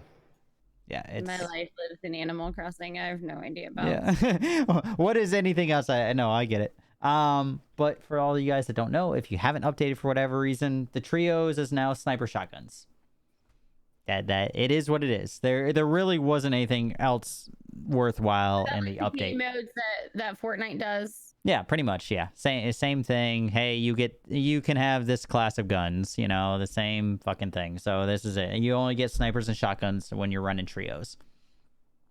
And I'm assuming that everybody would run snipers also because, I mean, the snipers are pretty solid in that game. I guess if you're up close, like maybe now that the 725 is in the war zone, but still. What they're saying about cheaters being pretty bad in the game. Oh, the cheaters are fucking terrible. No, terrible. Absolutely terrible. There's no anti. A lot of games right now, which I'm sure because people are home. It's people home, but this one, Warzone does not have an established anti-cheat. Really, like it has a very bare minimum anti-cheat. Like I could easily pay a small amount of money to go get an anti-cheat or to go get a cheat software right now to fucking wreck on people blatantly, and it's like where's it's the unfortunate. Fun in that? Like, why do people? I mean, there's a little fun in it, but you can't. It's not skill. Yeah. No. Like it would be fun for 20 minutes. Not gonna lie. Yeah. You'd be like, yeah, and then after that, you're like, okay. Yeah, exactly. So all right. I can wreck everyone. Woo! No, in that game, and until they establish, they keep saying that they're banning all these cheating things, but I'm like, okay, so they just add a 1 onto their name. Valorant right now too. Yeah, Valorant still is better off. Like, I mean, they've already started banning people. Well, the banning people in Valorant is more for the hacked or the beta codes and them selling beta code accounts, not for cheating. There was a guy I just looked it there's up, some, was in the article. Yeah, there's some, but I mean they are doing Valorant at least, and one of the reasons I stand by it is they are trying to build it, and at the end of the day, it's hard to build a game that's unhackable and all that, but they established it from the ground up to be as hard as possible. Now, well, we'll get into it in a second. Yeah, we'll get into it in a second, but they actually have things that I didn't even talk about that they're in my notes, but there are things in the works that if they are allowed to go live, their anti-cheat system actually is designed to go down to the kernel level on Windows and operating software, but it is not pushed right now, which would be huge, but also would be a huge almost privacy breach if something does happen. You know, if it does get breached, I mean, being able to access all the way down to the kernel level of your operating system and your PC would be huge. But that's... Yeah. But they developed it because a lot of the ways that the hacking... Now, even if you have programs, a lot of the current hacking software for a lot of this is developed where they just modify the system files, which is why that's a thing. They modify the system files. That way it doesn't look like an actual program. So that's why they developed this on Valorant to detect this on the kernel level. Yeah. So it's... Right now, it's not active from what I saw. And like, it's, you know, I was going to talk about more in a minute. It's not active right now because they have enough people during COVID, and I think, and all that to monitor it. But, and also I think they're worried about the repercussions from the public of having that type of privilege on your PC, which is understandable. That's yeah. For a software, a game client having, hey, I get the anti-cheat side of it, but having that, you know, having that type of privilege on your PC is huge. you know, whether anti-cheat or not. But at the same time, it's like if you want to run an actual anti-cheat to prohibit this, you gotta, you know, it's like you gotta give up certain liberties, you know. And I get either side of it, but you know, either way, we'll talk about that in a second. We'll end on that because I can rant about Valorant all day. We're gonna let the young lady who has been talking about it all night. We're gonna let her rant about Animal Crossing. It is her time. It is her time. I have no idea what you're talking about. We're So have you literally not done any talking about Animal Crossing at all? We've done plenty over the last couple weeks. Don't worry. We've done plenty. I'm just saying, like, for tonight, now is your time to shine. But simply put, I'm going to touch on a couple things that we have not, we've talked about it recently. So I'm going to mention the couple things, and I'll poke you for answers here. Bunny Day festivities are over now. Very happy. Literally Very, half of the people everybody, their titles. Eggs are gone. Everybody is ecstatic about this because god damn it, those eggs were fucking everywhere. Bunny Day is over. There was also a fishing contest, I guess, this weekend with Homeboy. The whatever is. Can you see those emotes? Yeah, the eggs. Yeah. No more eggs. Pixel, AC Pixel did it. Oh, He nice. killed everyone. You can. Anybody has it. I'm pretty sure. I think it's AC Pixel. As long as you follow him, even though he's not. Yeah, as long as you follow him, he has. As long as you follow AC Pixel, you have those. Yeah. But no, the way that they did the event was frustrating, and then the fishing was okay too. But the eggs were still available during the fishing tournament, so people were fishing the eggs up during the tournament, which was a timed tournament. Mm-hmm. Which is one of the things, like, and I saw an article, and this is one of the ones that I linked in our thing. And I agree, and I felt this. Animal Crossing has a really big issue with having to press through dialogue. There's a lot of boring, repetitive dialogue constantly over and over that I didn't partake in the fishing tournament. It was really frustrating because they didn't have, you couldn't have normal conversations with the character during the egg event. Yeah, and even like during the fishing event, like there was somebody who did a thing to get to gold, you had to press the A button almost 1,500 times, 1,450 times to get through. Because of the dialogue. It's the same with the dodo. It's the same with the dodo. They could make it a lot easier with the dodo to travel to different islands. They could fix the menus so that you're not having to go through 5 menus to get to a menu to decide where you're going. Once you've done it once or twice, there's no reason not to, like, why do I need the same jokes? Like, I know that it's a sea bass that could be a C+. I know that, goddammit. I've caught fucking 20,000 of them. During the fishing tournament, to have to, like, go through the text dialogue to put the fish away. Mm-hmm. And then having to talk to the beaver, CJ, and have him tell you the options of, well, okay, here, now you have to turn in your fish, or you can go look at the thing and decide, really, clock blocker? Or you can go to the, I'm afraid of Michael Myers. They're trolling. Daddy Myers. No! He does not get that title. That's what Britt calls him. I just call him that. So I understood the fact it was nice you could go and save your fish, like say you caught a fish that you hadn't caught yet. Mm-hmm. So that was a nice option, but you should have to choose that dialogue. It shouldn't be something that's an option every time. You should just go up to the cooler if you don't want to sell them, or he should offer, hey, sell your fish if you want to move on to the next round. So the dialogue issues are definitely a thing. Yeah, and I felt that when I was playing. You can speed through it. Yeah. Yeah, I rapidly tapped on it, but it's 100% true that, you know, that same dialogue is repetitive. And I get that they only have so much scripted or whatever, but it would be nice if, you know, after 300 hours that Diva has put into the game, she didn't have to read the same fucking dialogue over and over. I'm talking about the fucking coconut tree. And oh my God, guess what? Did you know you could go to Nook Island? Yeah. Oh my God. Like, really? Yeah, really? Yes. Really? Motherfucker, I've been here. 40,000 Nook miles to go to Nook Islands. Yeah. Yes, I know. I know what I can do. Just fucking expedite this just a little bit. Like, and that's all I'm saying for it, because like in this article, like the fishing contest and everything, it's like, okay, they could really, especially with right now how it's set up, with COVID and everything else, like everybody's playing this. Like there should be a, hey, you've already done this before.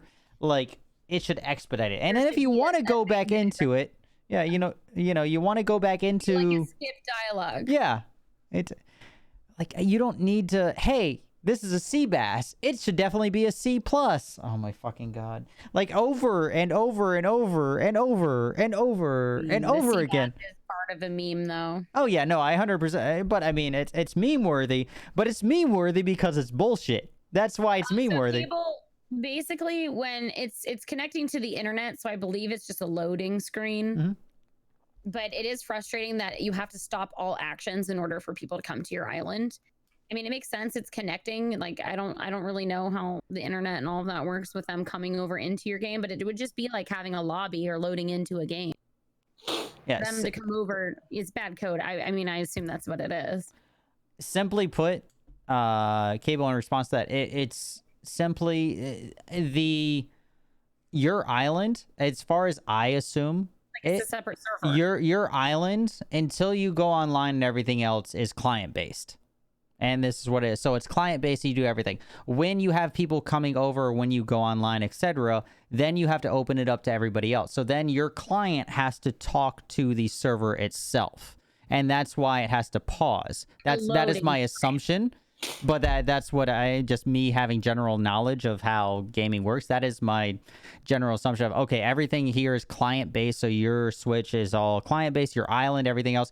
When somebody's trying to come over... island per Switch. Yeah. So when people are coming over, when you want to travel, whatever, when people are coming over, you have to pause everything you're doing because it's going to save your island as a client and then upload it to them, and then now it's linked up to the server. Well, it's another way for Nintendo to make sure that you can only have one per Switch that sells more Switches. I think I'm a little annoyed that because I didn't know that originally. I did research in Animal Crossing. I played it originally on the GameCube. I've played it before, but I didn't want to know much about it. And when my son signed up on my account, like he signed into his own account on the Nintendo and went in to play the game, and he put his tent down and it was on my. I'm like, why didn't you make your own island? He's like, this is the way it came up, and that's what happens.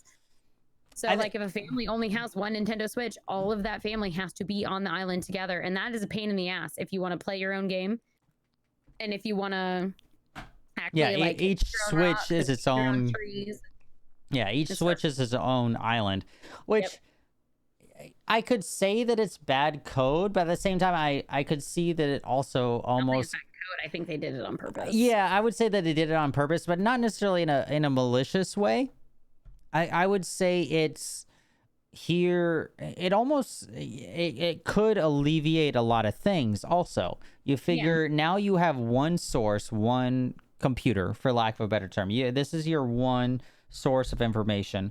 Now no matter how many users on it, this is what uploads to the the bigger server. There's another reason they did it. There was something about how it's saved. It would be difficult to have the different instances based on the save on it. And that's the thing. Like if they with the cross communication between them store on the game itself versus like the system itself having the save of the game, because now you don't have to save cloud wise, and it just, as a company and as a game brand itself, it alleviates a lot. It makes it so they don't have to save cloud server wise. They don't have to keep constant servers up depending on whose islands are active or whatever. When your island becomes active, it allows them, now you're on the cloud server, whatever. But if you're not playing with anybody, your cloud, your island is not there. You're not taking up headspace. So I kind of get it from a developer standpoint. If you're playing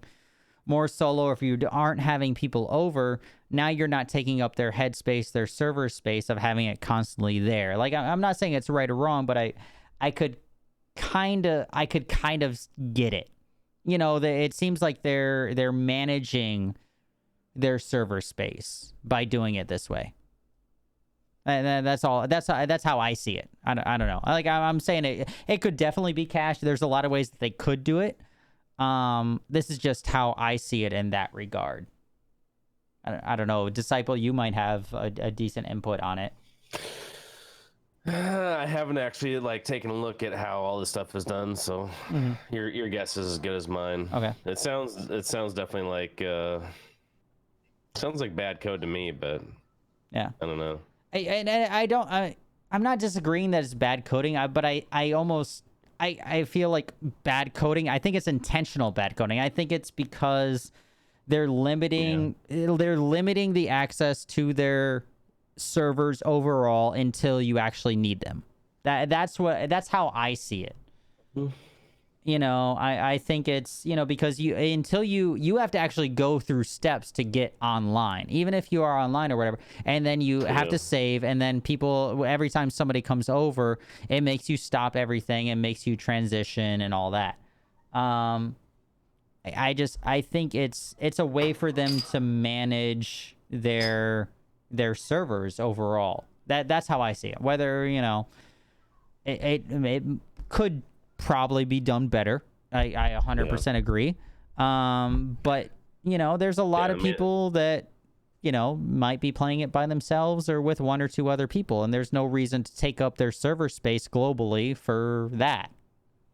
Yeah, Nintendo definitely isn't known for their multiplayer. Yeah, no, not at all. You know, like their server instances, anything like that. I mean, That's why I was so excited for this game, and I've definitely had issues while playing this game. Yeah. There were a lot of connection issues at the beginning, and people were blaming me because when I go to their island, it would disconnect.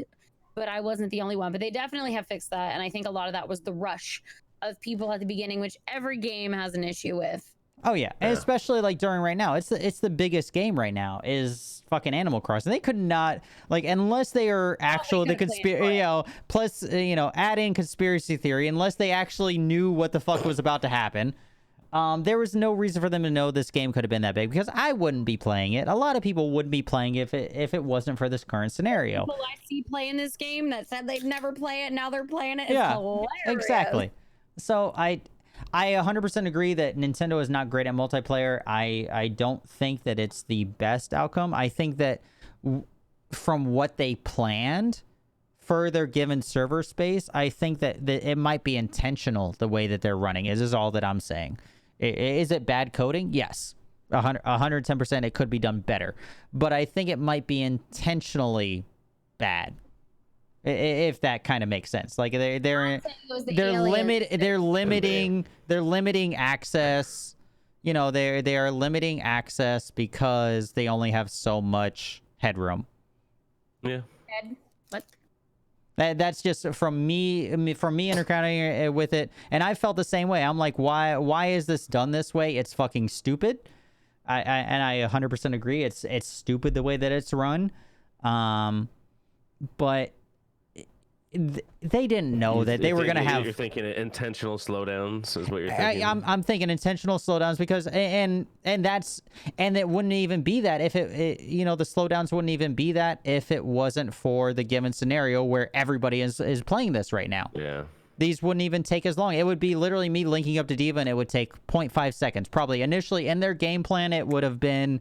It took 1 second for me to link up to her client initially. And now, because 20,000 people are doing it, you know, whatever. But initially, I think they intentionally slowed it down to make sure that their servers could handle it. That's the vibe I get off of having played it for a decent while and having interacted with it. That was the vibe I got. Was an intentional slowdown to keep the headspace there, because it's a specific, it almost like it creates a specific server instance. The way when you go onto Diva's island, it is now her server instance of max of what, 8 people? No. Is it 8 people? So now she is creating, when she opens her island, it's a maximum of 8 people. So she now has her own server instance the way that it is, and you have to access it, and it has to save and everything else. So now her server instance, when she opens it up, goes up into the cloud, goes up into their servers, and now as it is, and then you link to that. It just the way that it's set up just kind of feels constructed. And there's also been the issue where when it closes, it doesn't save, and the autosave feature is not as good when you're connected to other people too. Yeah, it feels constructed to me, just having dealt with it. Positively, The game is amazing, and I love playing with my friends, and it's my Oh yeah, second no, life. it's absolutely amazing. We're just talking literally about the server side of it. But guys, game 100% great distraction from everything, even if you have to press the A button 17,000 times. So I did not see the rest of it. Did we find out if is anybody in the bunny costume? Do we know? Zipper has a zipper.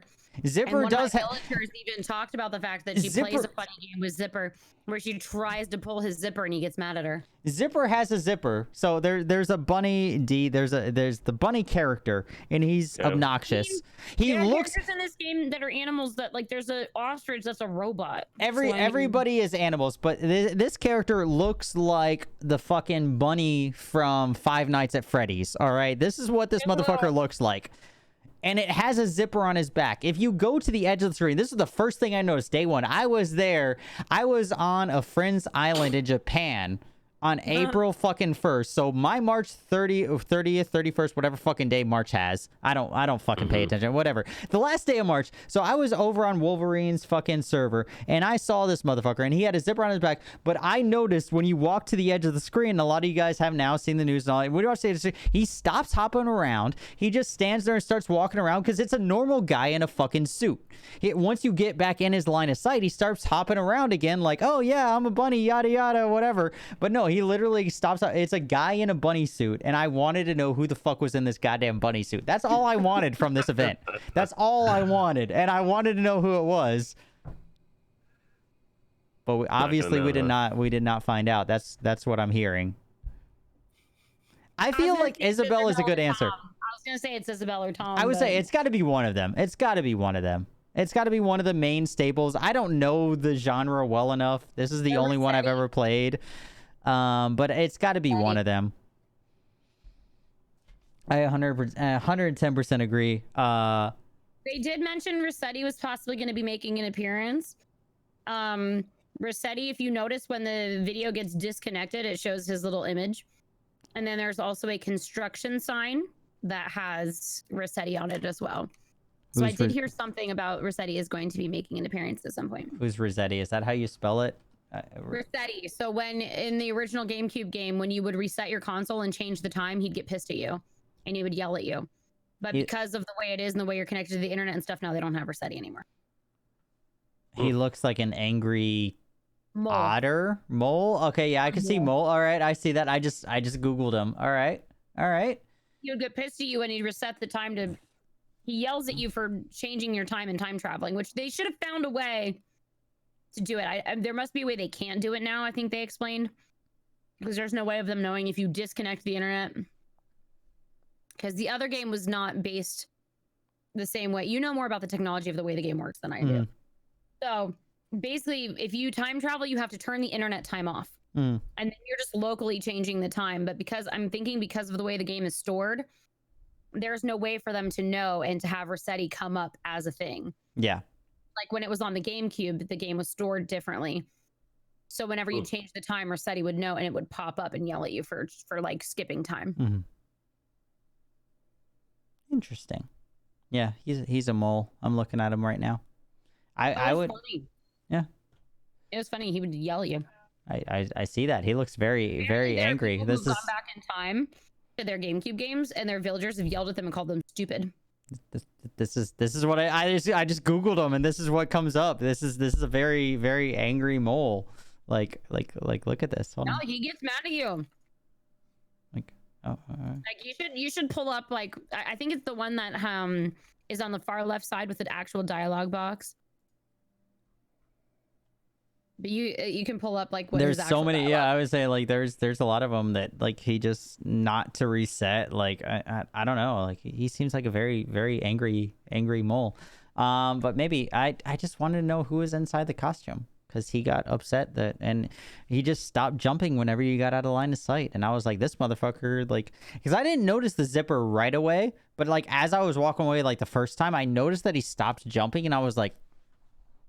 You know, I did like one of these and I saw like the little like like kind of thing like as I was like running away because my buddy in Japan, like he already had like the cherry blossoms and everything, and I was like, oh, I want all of this shit, and like I was just walking around and then I like noticed him and I was like, oh, this motherfucker is just like, this motherfucker is sketch. Like, I don't know. Like, that's literally all I thought. I was like, this is a sketchy. Like, I just kind of started watching him a little bit. And yeah, that's, I don't know. The funny thing is, I think a lot of people had the same sentiment. Like, he just seemed really weird. And the way that he said things, like, they totally did this intentionally. Oh, yeah. Eggs and stuff, so if you actually got to the last day of the Easter event, when you were supposed to craft all of the items, and then you got a DIY from him, which all the other stuff was DIY that you either got from shooting down presents, fishing, trees, rocks, digging, all of the other things. Whole bunch of bullshit. Interfering with regular gameplay, and it was interfering with regular collecting. Like, instead of only 4 holes for fossils, you also had holes for eggs. Instead of just fishing, you would fish up eggs. Instead of just shooting down presents, you were shooting down eggs. Don't even get me started on how many fucking eggs I fished. Oh my fucking god! Like the fucking fishing eggs was the worst thing. I just didn't fish. Yeah, there was no point to. The problem with the Easter tournament, or the fish tournament, that Easter was still it was the next day. Yeah. But so then when you finally do all that and you turn it into him, he another recipe. Then when you craft that one, he gives you another DIY recipe, and he's like, yes, I know, it's another DIY recipe. What were you expecting? And it's like, they totally did that shit on purpose. They totally trolled. The way the dialogue was done with the bunny, like, we got trolled AF with that freaking Easter thing. And that's why I'm okay that I didn't spend as much time as on it. Like, I'm like, I did not buy or craft everything. Shit was ugly anyway. Dude, the whole event was ugly. Like, the only reason I sported the Easter outfit was because I had it before any of us in our current time zone did. I literally got it because I was on my friend's server in Japan. And I was like, shit, I got this live before anybody else in my server. I was sporting it at like 2 o'clock in the morning my time before it went live on North American servers. And after that, I was like, I don't fucking want to wear this shit. Like, I don't fucking care. You know, I brought over cherry blossom trees from his server in Japan. I planted them before it went live on my server. They planted as regular trees. I was so fucking pissed because they didn't activate on my server. Yeah, because it's a time-based event, because they only count as regular trees. I was like, oh my god, this is such bullshit. Because I was like, oh my god, I want those. He's like, yeah, just take a couple. So I fucking plucked them up, brought them over, and nope, they just planted. Everybody would have rather had the Cherry Blossom Festival be longer. Oh, fuck yeah. The Cherry Blossom Festival, the Cherry Blossom everything was great. The rest of it was just, I don't know. I still... The DIY thing, though, collecting the DIY recipes definitely keeps the appeal. Like, finding Celeste and, like, only being able to see Celeste once a day and her not being on your island every day and be on friends' islands every day. Like, I love that Celestial stuff. So Celeste is the one that does the star stuff, right? Okay. And so I haven't seen her, but during a star thing, and just because she's there doesn't mean it's a star thing. Okay, but she's the one like related to it. Lather's sister. Yeah, she's the one that's related to like the shooting stars and all that. Oh, excuse me. So my idea. Literally, Clock Blocker, like we were just talking about how nobody liked the bunny. Yeah. So my idea, and you / JoJo, I think should do this together, because it would not work as well in my community. Because I even though I played it a little bit, it wouldn't work as well. So my idea is to do a Cribs Animal Crossing. Animal Crossing Cribs version. Because that's what I wanted to do, but I'm like, I don't have Animal Crossing people, because I think it would be really cool to have everybody like a Cribs episode, essentially like a Cribs episode stream, but you go around and you showcase everybody's houses, because everybody has their own special like houses. Something like that. They're playing like a Lifestyles of the Rich and the Famous. Yeah, like a Cribs version. I had this like 2 weeks ago, and I'm like, but I just don't have the and I said this when it first came out. I'm like, so many ideas from the first before watching anyone else's stream, and unfortunately, a lot of people are going to come up with the same ideas, which is fine. Yeah, everybody has ideas. Treasure hunt idea.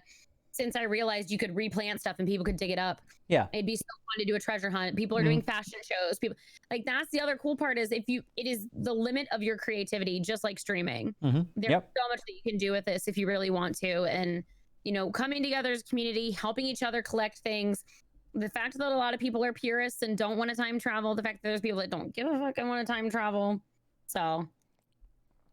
Yep. I thought the Cribs episode would be really cool, and that's why I was like, oh, I should do this, and then I'm like, I don't have enough basis in my community to really make this a thing. That travels and visits people though. Yeah, but then I'd have to like host or have people host people, and I was like, it would work, but it wouldn't work as well. Like, I mean, I'd be like, I would visit all of you guys who are great, but it wouldn't like you be like the host of the show, and you go around and see our villages, and you like give like the walkthrough, like, ooh, like look at this, or like, oh, well, look what she has here on this beach. I'd have to like invite each and every one of you like independently to the Discord call and be like, oh, well, hey, tell me about this, whatever. I don't know. That was like I was like, I'm gonna do like, we should do like a Cribs episode. Like I said, like the second day I was streaming it, and I'm like, but I don't have as many Animal Crossing. Like the people that, luckily, like we talked about earlier with streaming guys, like luckily I've built my community around a bunch of motherfuckers who, for some odd reason, hang out with me no matter what game I'm playing. I mean, it's the same for me. Or people not watch me play Animal Crossing. Yeah. So luckily, people hang out no matter what I'm playing. So when I was playing Animal Crossing, they were like, "Oh yeah, that would be a fun idea," you know. Where the fuck did D go?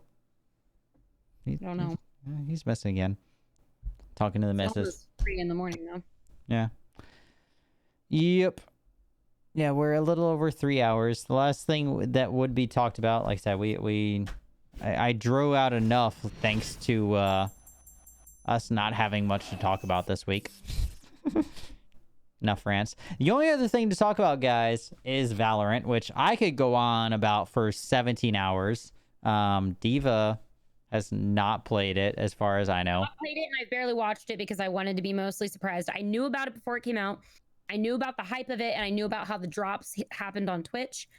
And then they just recently opened up to anybody on Twitch that plays the game has drops that they can be enabled. Correct. So there's this like bunch of thing going around about like, oh, people are to get cloud and to like grow whatever. Let people play the fucking game. Yeah. Let people play the game and have fun. It was originally, you know, and I get it. They have their drop, and it's a marketing thing. Like we talked with other things, it's a marketing thing. Summit had like some of the largest numbers ever. Oh yeah, yeah, that he's ever had. You know, because people, Summit's a big streamer as is. You can get Twitch drops off of him for this brand new game. You know, it's a win-win. And it's a win-win for the company too. So it's all a marketing ordeal. But now you can get drops off of it for any channel on Twitch that is only streaming Valorant. Yeah. You cannot have multiple tabs open. You can only earn it from one at a time. And the drops have been debatable. There supposedly were some streams that had bots in them. People also spread a lot of bullshit, so it's really hard to know what actually happened. Long story short, you're not going to get any extra luck from having multiple tabs open. Just pull up one tab, and it's not going to make any difference. Make sure that all your stuff's linked. Make sure that the tab is muted. Okay, Warlock, I wasn't sure. Yeah. No, there definitely were.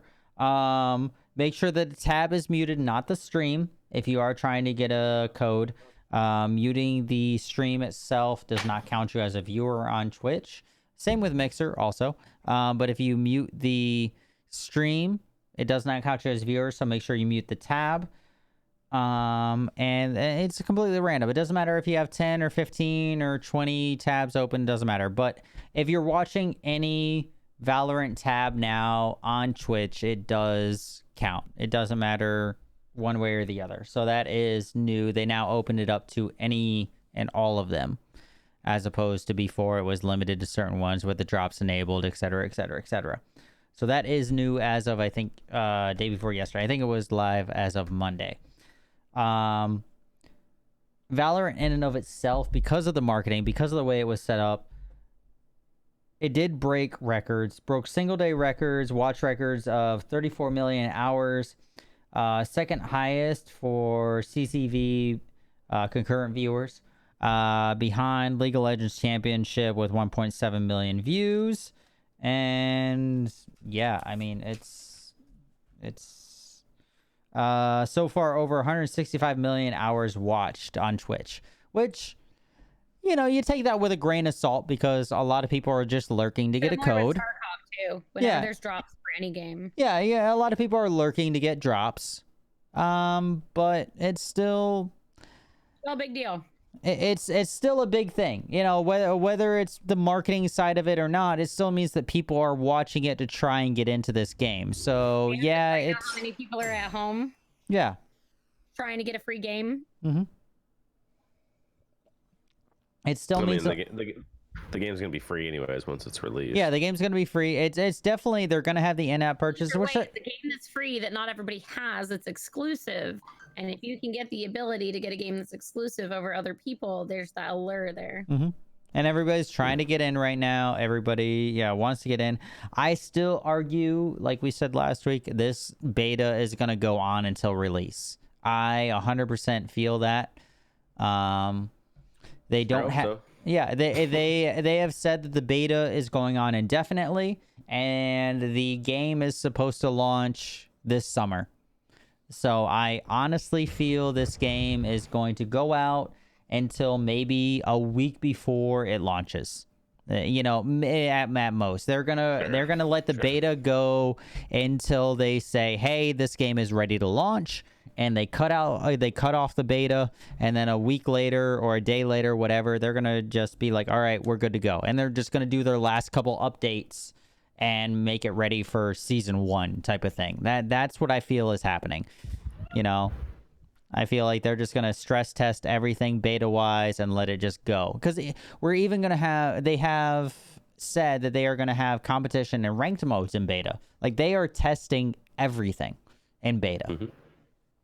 There's already people that have access to the ranked modes. You know, they can't get into them, but certain clients have accidentally gotten access to the ranked modes in beta already. And that was not supposed to be pushed. Like, I see it going until it launches. And people are like, oh, well, it's not, you know, I'm worried about them getting in. They're going to get everybody in, guys. Everybody who wants into this game is going to get into this game. I 100% guarantee you everybody who wants to get in, because they want to make sure that this game can handle it. And you're gonna get in, you're gonna get to play, and you're gonna be there on the front lines when it comes out. I mean, there's a big allure too, as a streamer, to have that content exclusively, which is why so many people wanted the game, not just because of the game. They wanted it to be the ones people want to watch exclusive content. So when you get access to that, it's a big deal. Oh yeah, I'm a perfect example. I fucking had editorial. I pushed to fucking get my shit on the game when it first came out. I was there at 9 o'clock in the morning, you know, on Mixer. I was holding, you know, Ninja didn't have the editorial for Valorant when it came out. Just saying. Ninja has his Ninja thing, but I pushed for that because I had the code. So it's you know, as from the streamer side of it, I get it, you know, from Twitch wise. Now it's open to everybody, but I get it, you know, Twitch wise, you know, if you had access that first day, I 100% understand, you know. I had more viewers watching me and asking me if it was coming to console that morning than...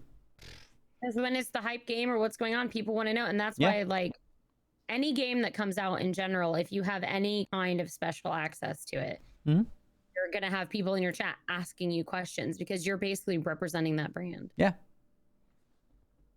And that's exactly what it is. Unfortunately, the only bad thing is, like, and Diaz said this also, and I agree, I really hope, even behind the scenes, I know Riot has their partnership with Twitch and all that, because they have their League of Legends and everything else. 110%, I know they have that. But it would be nice, and I think that it would be good for even their brand, if now that Twitch has had this exclusivity for the past week or whatever, maybe release, you know, codes or whatever, or, you know, the Twitch drops are there.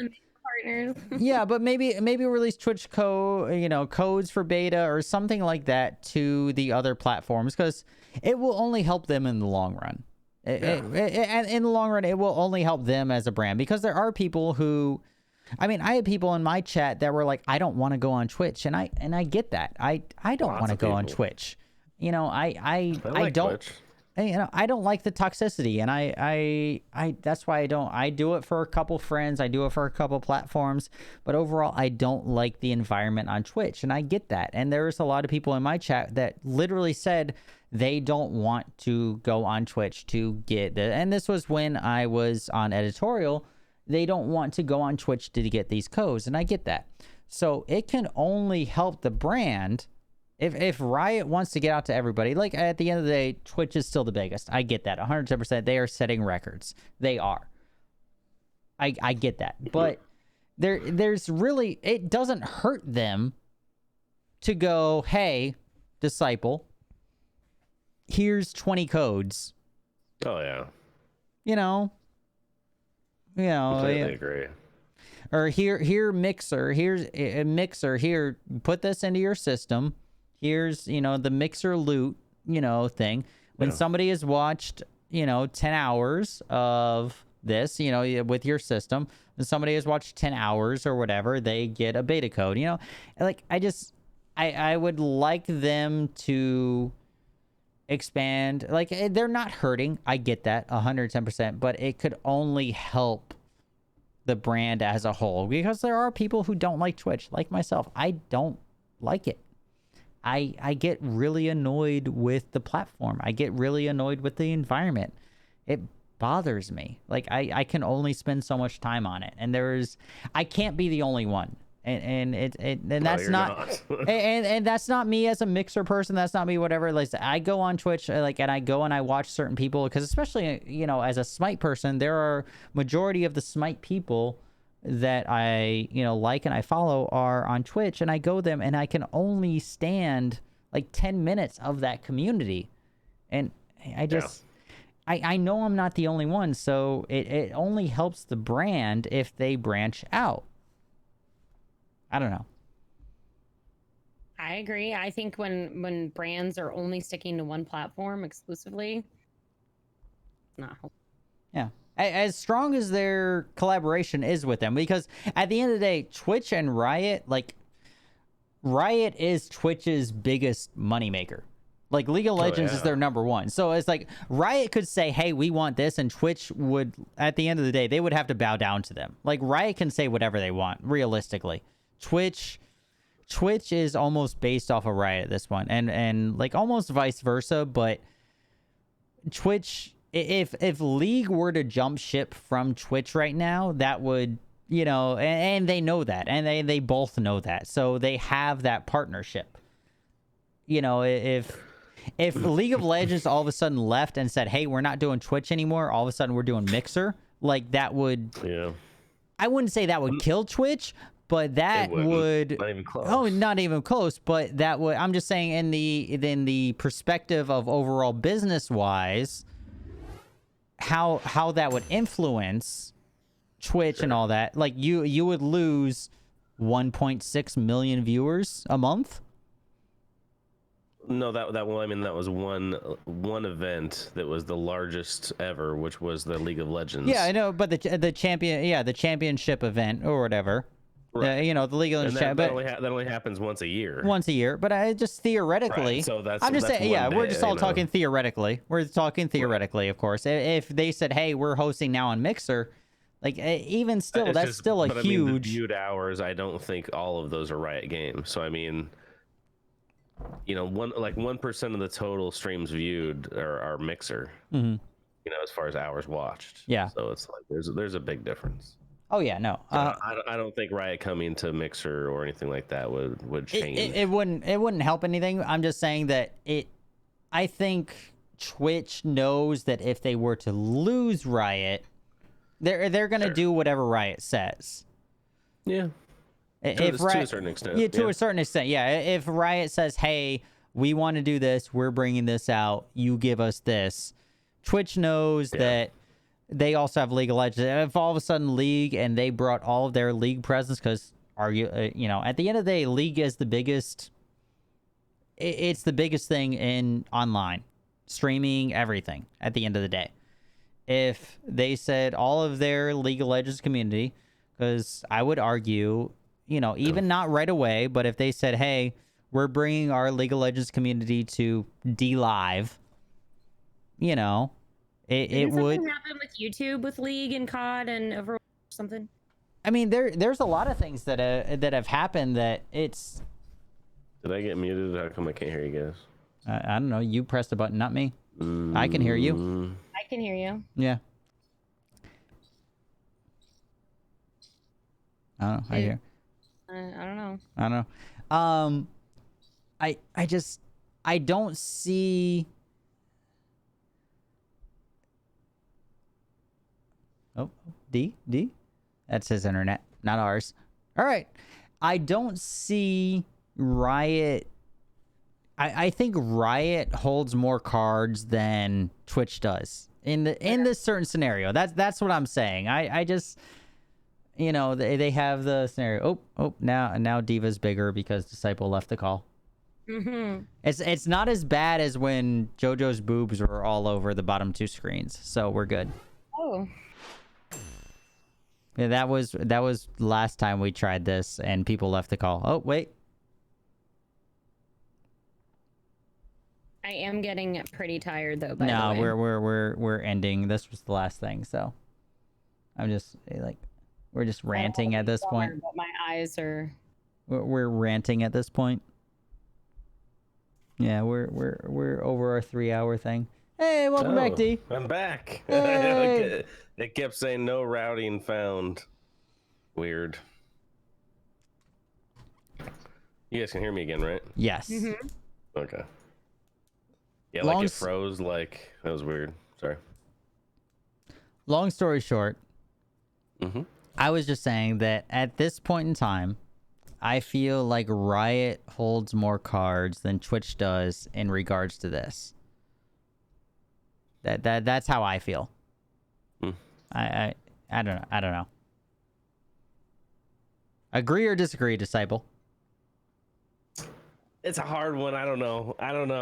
Hard to know who holds the power, really, because the game, like, if a game is not gonna get access to the platform, there's plenty of people who are still gonna play the game. The platform loses out, but the platform also has power because they give a lot of exposure. So I don't see either side wanting to mess things up.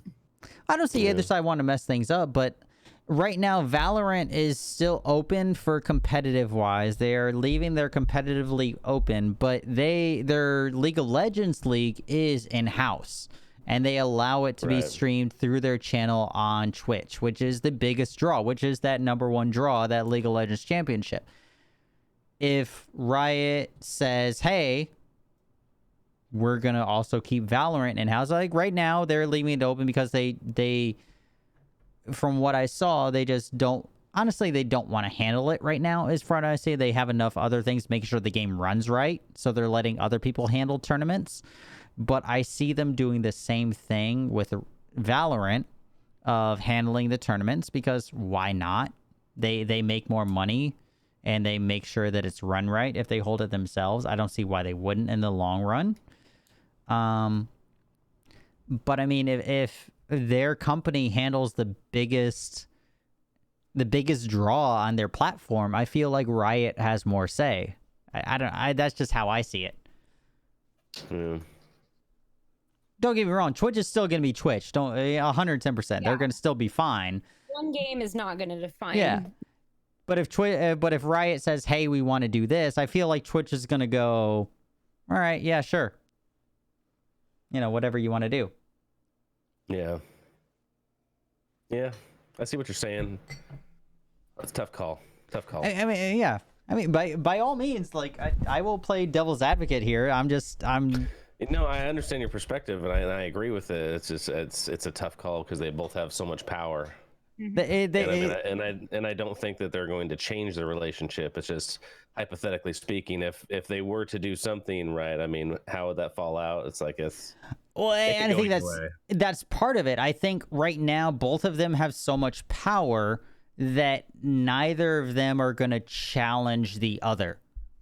Right. You know, both of them, like I think Riot. It's really beneficial right now. There's no reason.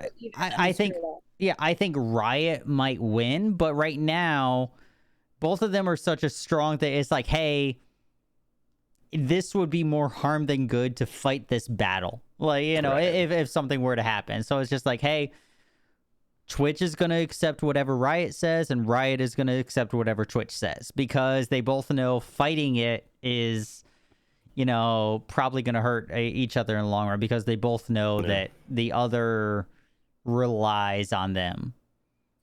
I'm surprised Riot just doesn't come out with their own streaming service just to produce for their own content. I arguably I see it in the near future. I 100% foresee it. I mean, there's no reason they have their infrastructure, the employees, they have everything that they need. They 110% agree. That's exactly what I was gonna say. They have their infrastructure, they have everything else. I would not be 100% surprised if they bring all the League of Legends streamers, all the big Valorant streamers, all of them into their own private streaming network. 110% agree, because their network can handle it better than Twitch, better than Mixer. Everything else right now is out. They could handle it better, and they could have their own content, just like they have the esports league for League of Legends. I mean, Twitch has Amazon. I mean, it's really hard to compete with Amazon. It's hard to compete with Amazon. It's scaling, but Amazon has a lot of other priorities besides building a solid internet infrastructure. That's one of their main ones. But they would have to rededicate.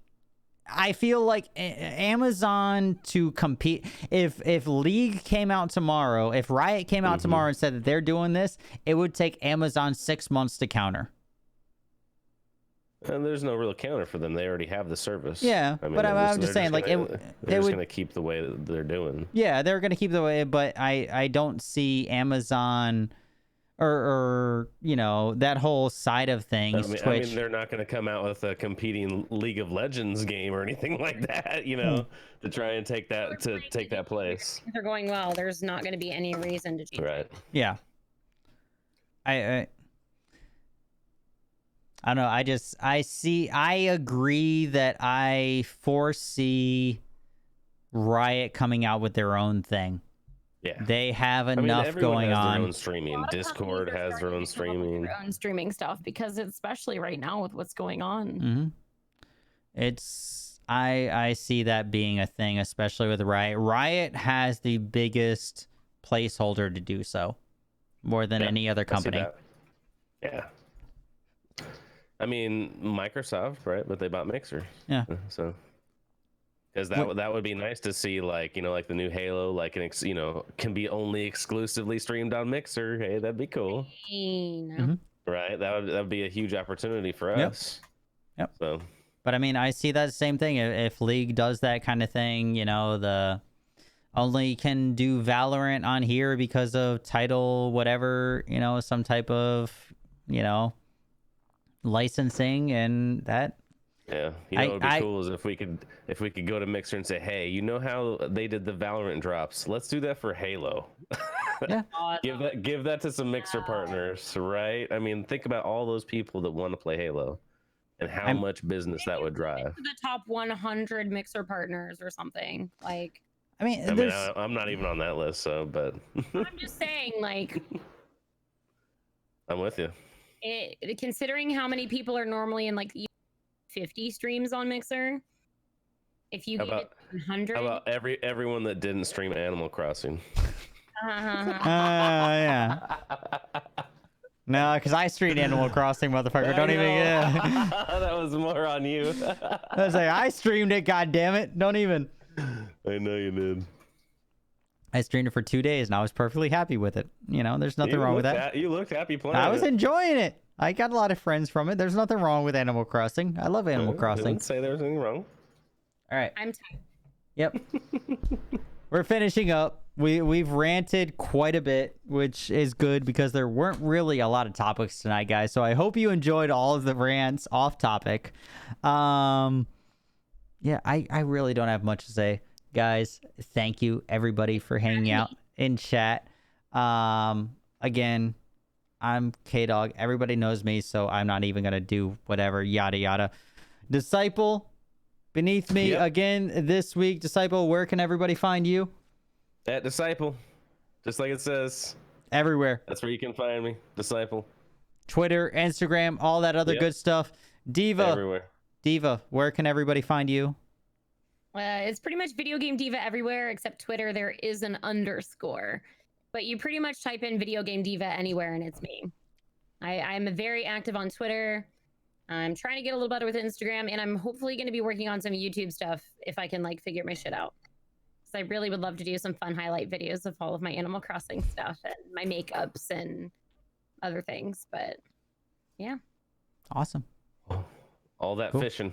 All that fishing. Yeah. Highlights. Added up that sea bass plus. My clips made it in the Mixer Clips of the Week last week. So. I am. Nice.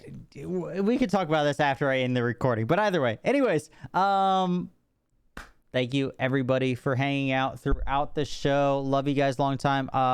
Next week, I don't even know. Shit. I think next week I have Pac, I think, technically on the show. He has not responded. Yeah, technically on the show. So we'll see if he... Yeah, it's Pac. So whatever. I think Pac is next week. Guys, thank you, everybody, for hanging out. Hope to see you all again next week, 11 p.m. Eastern time, for all of the gaming nonsense and randomness. Love you guys long time. Wait, hold on. Let me do one last little. Let me do last little check. Oh yeah, I'm not going anywhere. I'm staying online. I'm just making sure. Did anybody post anything? I didn't see. I don't see anything live here. I forgot to double check, but I didn't see any pop-ups, so I just wanted to double check. Yeah, normally it would pop up with a notification. Yeah. So, anyways. Why did Disciple go by? I'm still here. You didn't do anything. But why? I don't know. You were clicking on something that was making us show up. It was your fault, Kay. No, I can't hear you. I didn't click on anything. I didn't click on anything that time. I promise. I promise. And things change. Can you hear me? I can hear it. I can hear you, but why? I have no idea. Anyways, all right, everybody, thank you so much for hanging out. This is the end of the actual official recording. Yeah, he's waving. I don't know why he's not there, but bye, everybody. I'm blowing you kisses. Yeah, bye. I don't know. Bye.